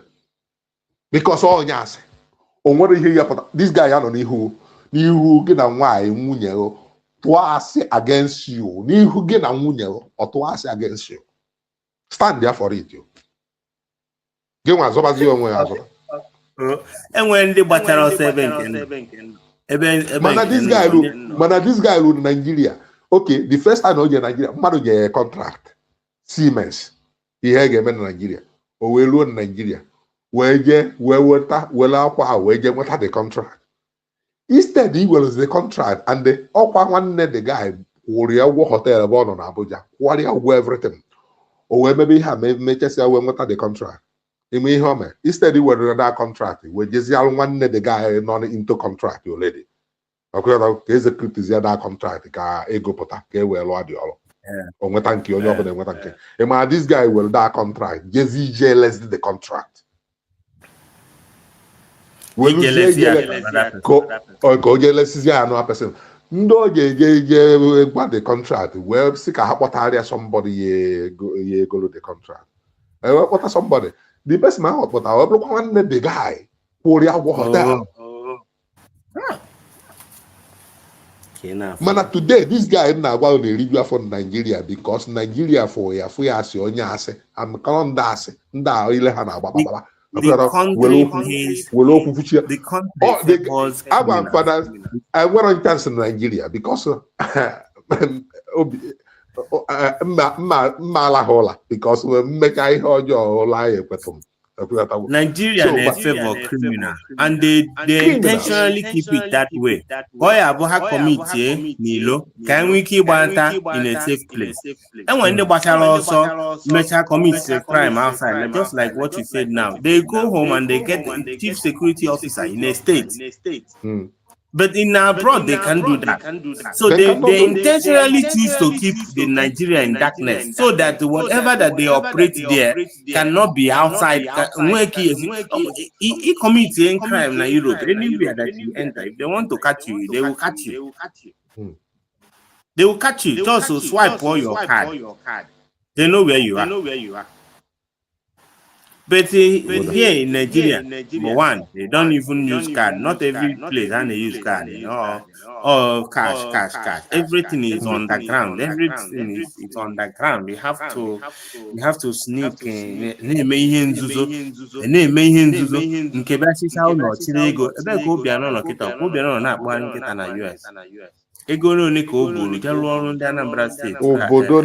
obodo na-enweghị ọrụ enweghị any system at all.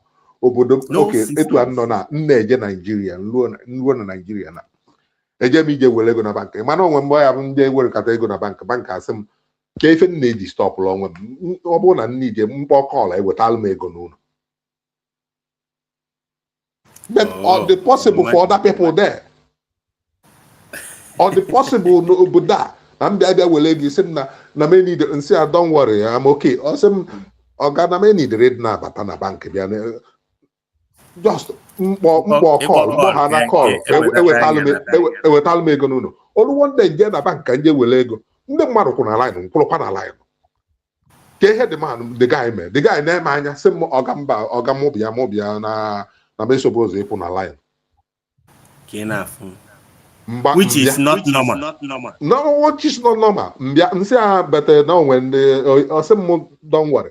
Mbia this guy ekwero ka just only bank account nkanye. The guy will ego nyem. Nsi a don't worry. He will do the remaining job. He will do everything. Don't worry. He have corruption. The guy is doing this thing for you. You were sorry something. Expressway. How jump of how order is supposed to. A town that you don't even know who the mayor of the town is. Ibigoro chicken na KFC. You stand and every you will stand behind you. Mona place them too, but more than 3 or 4 times. Monia no go n'ime train. Oh, ọbịakwa nọsị ya n'oche oche ju akwụrụ ọtọ usoro kwụrụ ọtọ. Isi ọ ndị obodo ha na-arụ ọrụ ọfụma. Baa ewego corruption chi onye ọbụla eze. Mụ na gọvanọ isi obodo a n'oge sọma a na-anyagharị bicycle eji emechala obere sport. Ọ na-agba nyanwa na-anyakwa bicycle na-agba the road ebe dị free just for sport. Njebe jogging bụ ọ na-eso m eje jogging na-eme jogging mụ na eme iti ebe ọ na-eme jogging because o nwere ife izobe o nwere ife ị na-ezobe ị nidere ịtụ ụjọ onye na-atụ ụjọ bụ onye ọjọọ maka na ihe ọjọọ ọ etu afọ dadịrọ mma na abụọ pụta na-ekwu dadị na ya ji wee na-atụ egwu onye bọsụ kwụsị nye n'anya n'azụ because ị ma na ịbụ onye ọjọọ ọ bụrụ na m abụrụ onye ọjọọ I can never be afraid of anything because I don't have anything to hide. Nwanne ịmarọ na ijugo onwe gị si ka ihe mere ndị politicians ndị Nigeria ji onye na-aga okporo escort even ordinary people ha na-ezu ori ha na-ezu the masses ori maka fama na ndị mmadụ obi adịrọ mma ọhịa ha ji eme dete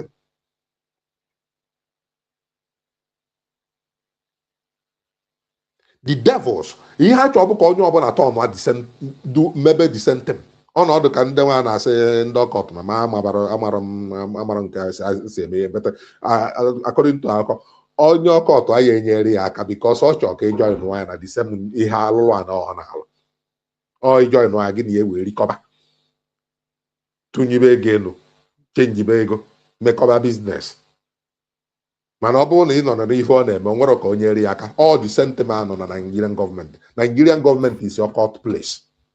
You can see why it is so difficult for you to break Nigeria according to them because onye na-achị imechi shop ya emegin were emegharị ahụ. Of course. Onye na-achị imechi shop ya emegharị ahụ. And when Nnamdi Kanu they say that Biafra will come from abroad, this is the reason why, because everybody in Nigeria has been contaminated. You have the same brain. Enwego the same brain because they watch go na family ị na-akọ akụkọ anyị na-akọ akụkọ dogo anyị na-akọ ha daba ha na-akọ ka ndị exactly everybody's mind has been contaminated that they already see something wrong and something the normal.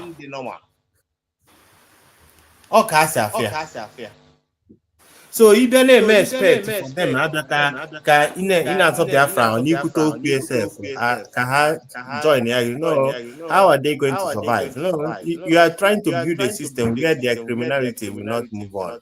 In I may expect join you are building a system where somebody like Odjus Okalo will not be eating money any contract to the next Abia state for a long time. Until Oti can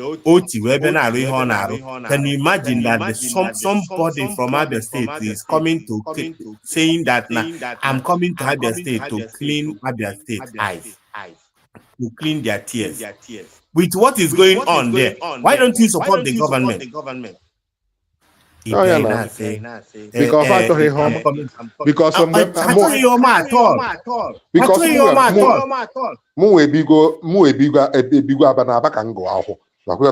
so all the time of all use of car that particularly for the first time people remembering Abia State. Then look at Christmas. Only Abia State is very happy to go home on Christmas. The first time I made Christmas decoration in the street, people are have something different, and somebody totally know you know that person not there.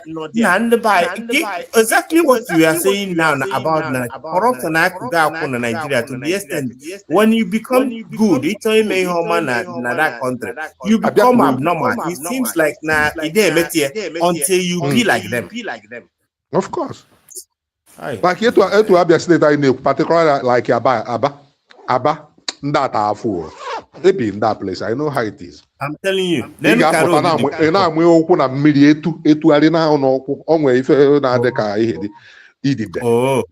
Black. Ordinary no the thing the thing they wouldn't matter. But that's not poison.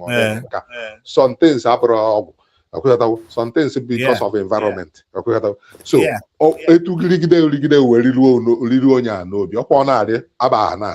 ebe ọ bụla ọ na-aga ọ na-aza o wee rigide o wee riruo n'obi ọ bụla ọnwụ. Environment, ikuku ị na-ekuru na your environment might be toxic as well.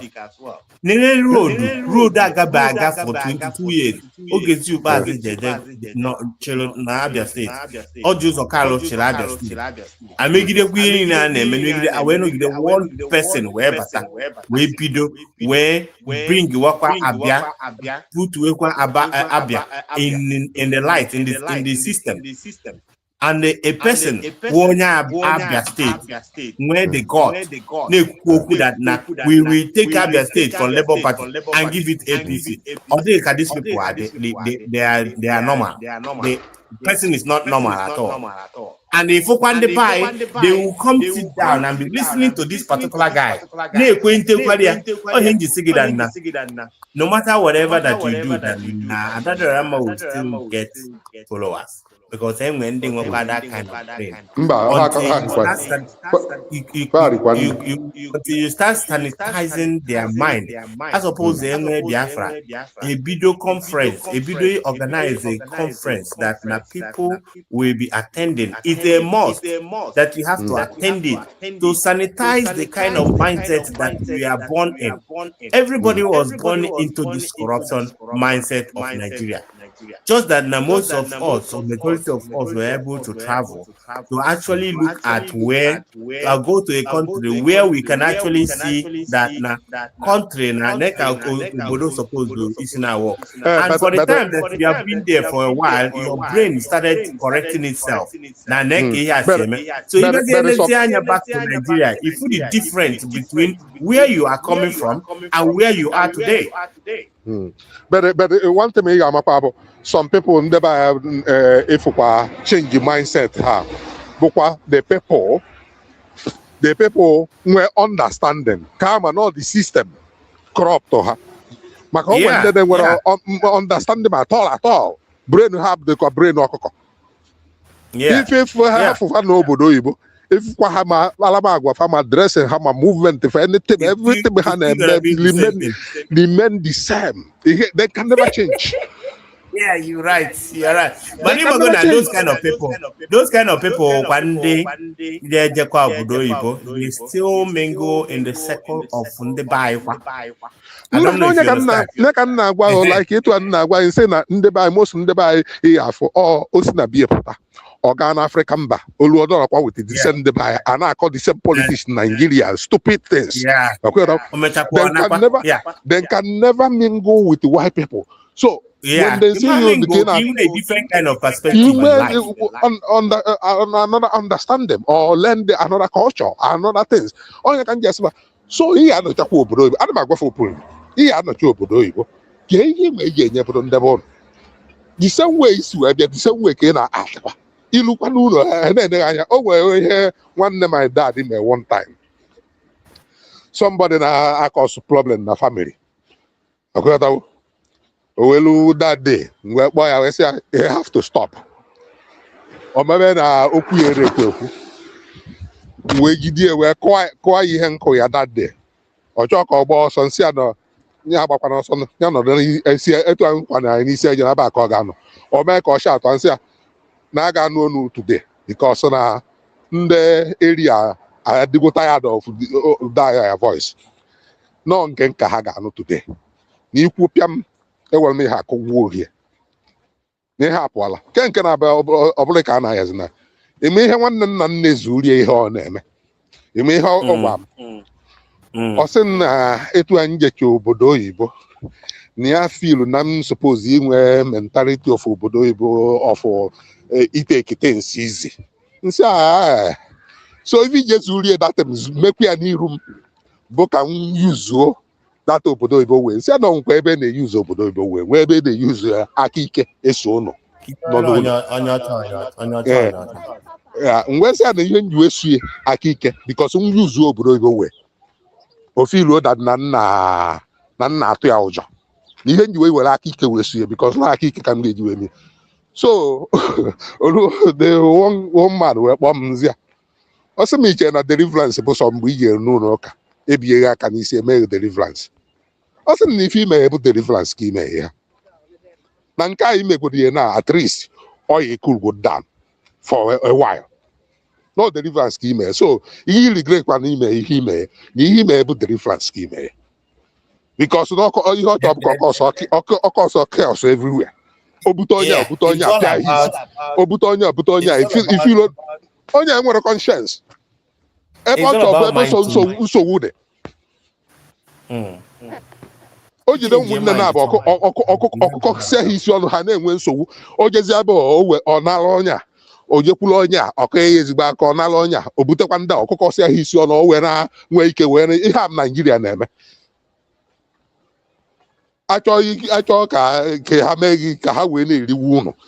Ebudo na Akokosi is on every Yoruba, Kokosia, he's within the way, Buten down, na Akokosi on Nesses Yokune, Mezo enemy. From where we wait where is Ruyan is native pocket. And not the home Lundinza. All Lundinza.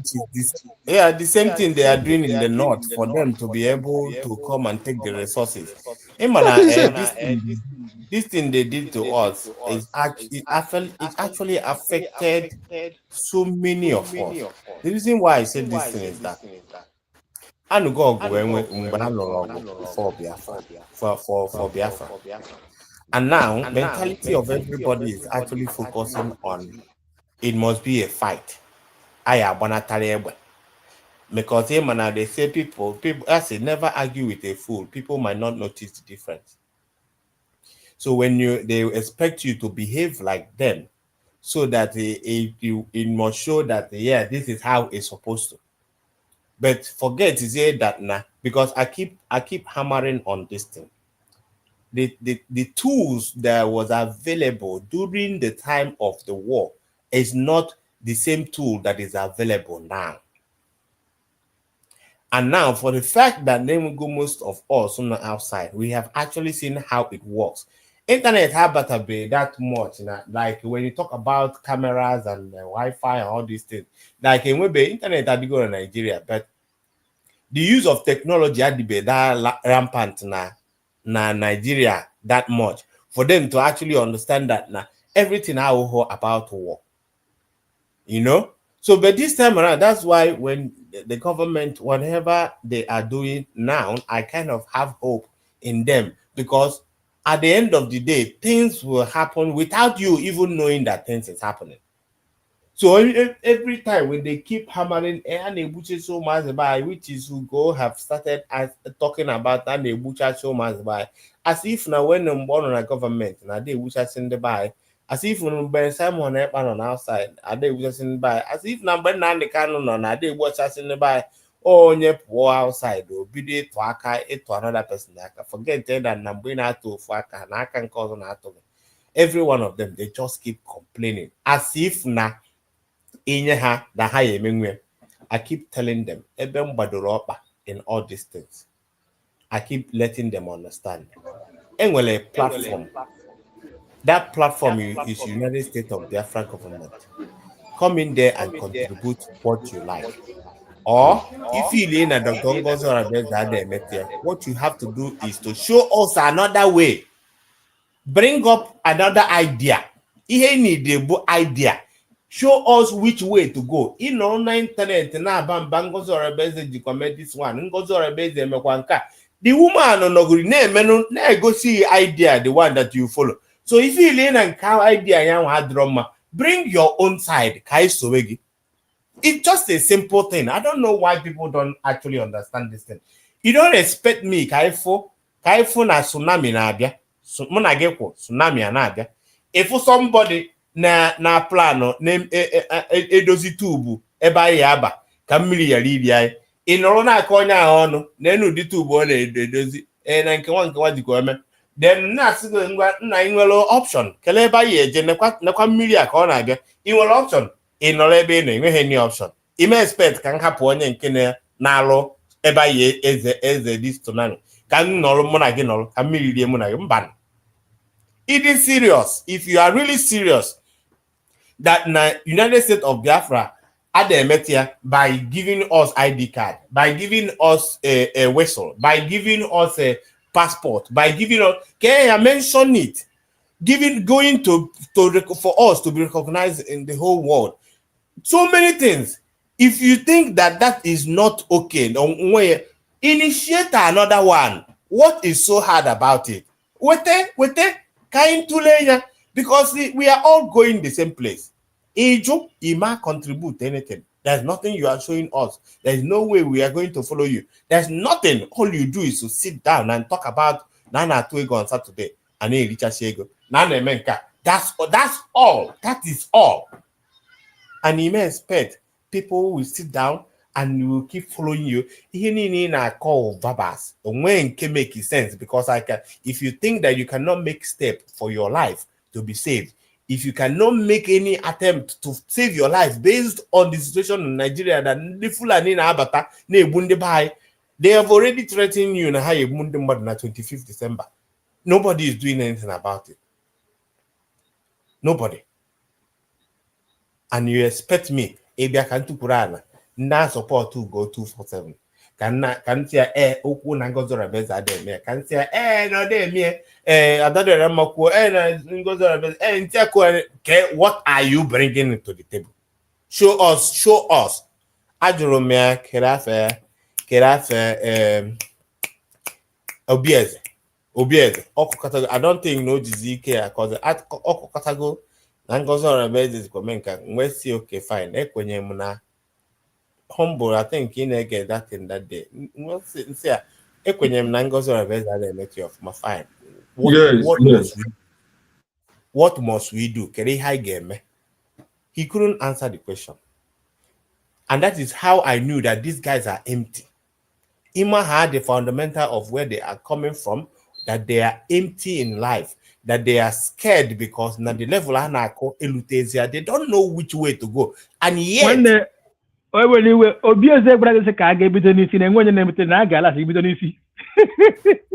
yeah, everything.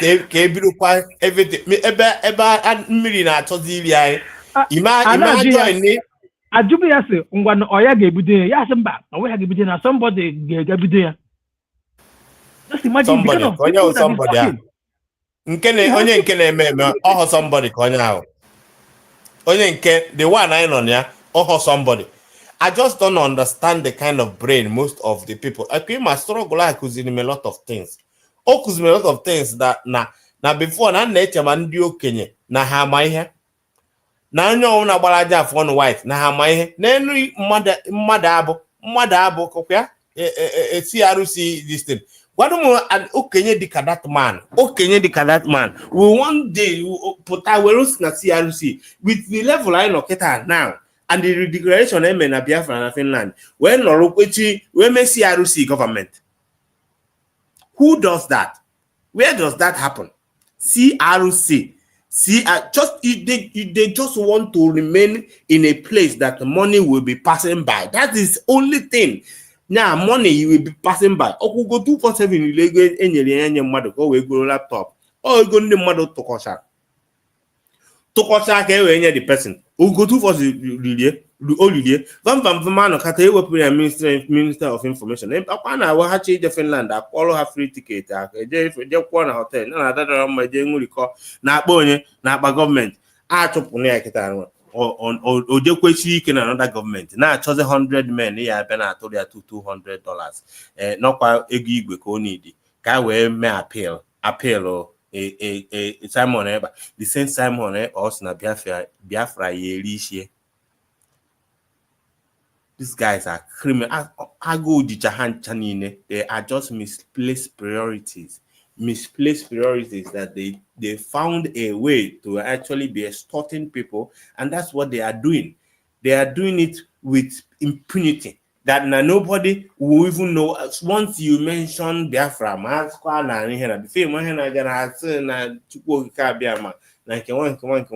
and now they just decided to prey on your emotion, just like the churches in Nigeria is preying on people's emotion. Before, once you mention God, that you have to tithe 2 times a day, you were told to the news. You were doing father, na moto na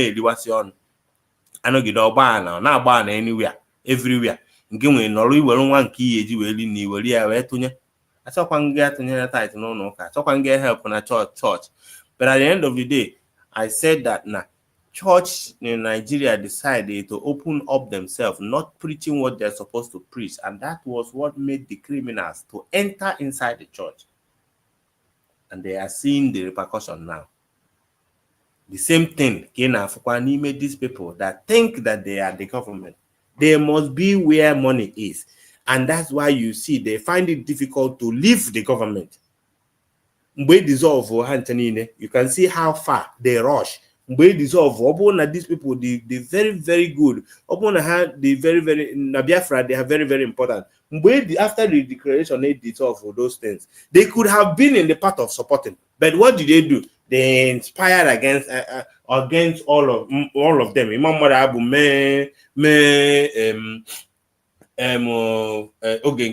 the head was bunje pia ebe ego esi we napụta ọ dị ka between them or when they were stingy n'ime ha no that work of what we planned, because Imam Marabu would have loved ka etinye ebe more money is after that. That's why also all the support to come where you oge nkere nya bido campaign, because you know na-eme during the declaration campaigning ka ọ na campaign there bụ ọ nọ na-amachagharị na stage.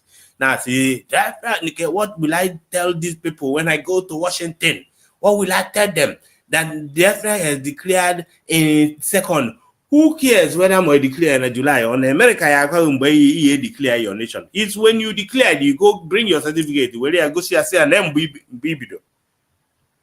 And now bam bang way it's not. Mother Abenaya for now the corner about anything. Hey, from Brig, how about we again kept up another government? They buy an open Nelikwa the mother. I don't know, Nenaya, Funa, Nordica, and the outside now a break quenky. Toto I can neg on about if we could not another fee, and now if we could not go believe on that today. Dear really. Yaropan.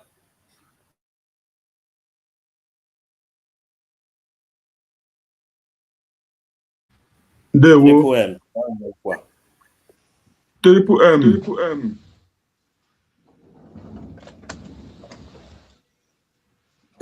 All the yeah, one none of night before never my brother. Oh, on them. They punish hand a cook, we have a cook kind of cook. Romela. They can't hold us back. My people, we have seen everything as it's been played. Let's continue to support our freedom, support our government, because if not for you, just tell me. Can you just ask yourself a question? Now let's break it down now this way. Have a look at the so-called Briggy fallback, CRUC, GBC, and the BBC. Just calculate all these people. Ask yourself a simple question. Who among these people now have that document our PM said? After our redeclaration, we will get our document that will enable us to start our diplomatic ties. Anything outside that will be making, all we are making are noise. Then ask yourself, among all these criminals and USB, who do you think that have that document? And whom do you think that is making noise now? Okay, let me give us another instance again. Apart from these guys coming out to social media to tell you that Ngozi Orabueze do this, Ngozi Orabueze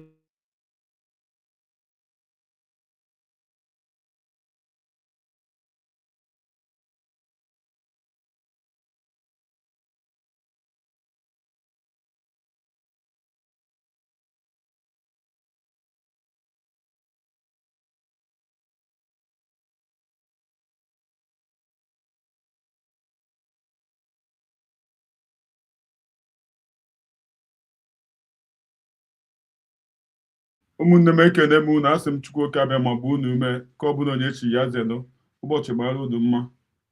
Chukwu gozie unu niile ya ka m na-arịọ n'isi unu, ihe ọ bụ unu tiri aka ngozi. Chineke demisi ọwa pụta ga-amụ. Ịkọtụrụ akọtụ Oh, sorry, my brother. My people know wahala, my brother. Bagani, you can come over again. Good evening. Thank you. Thank you. Thank you. Thank you.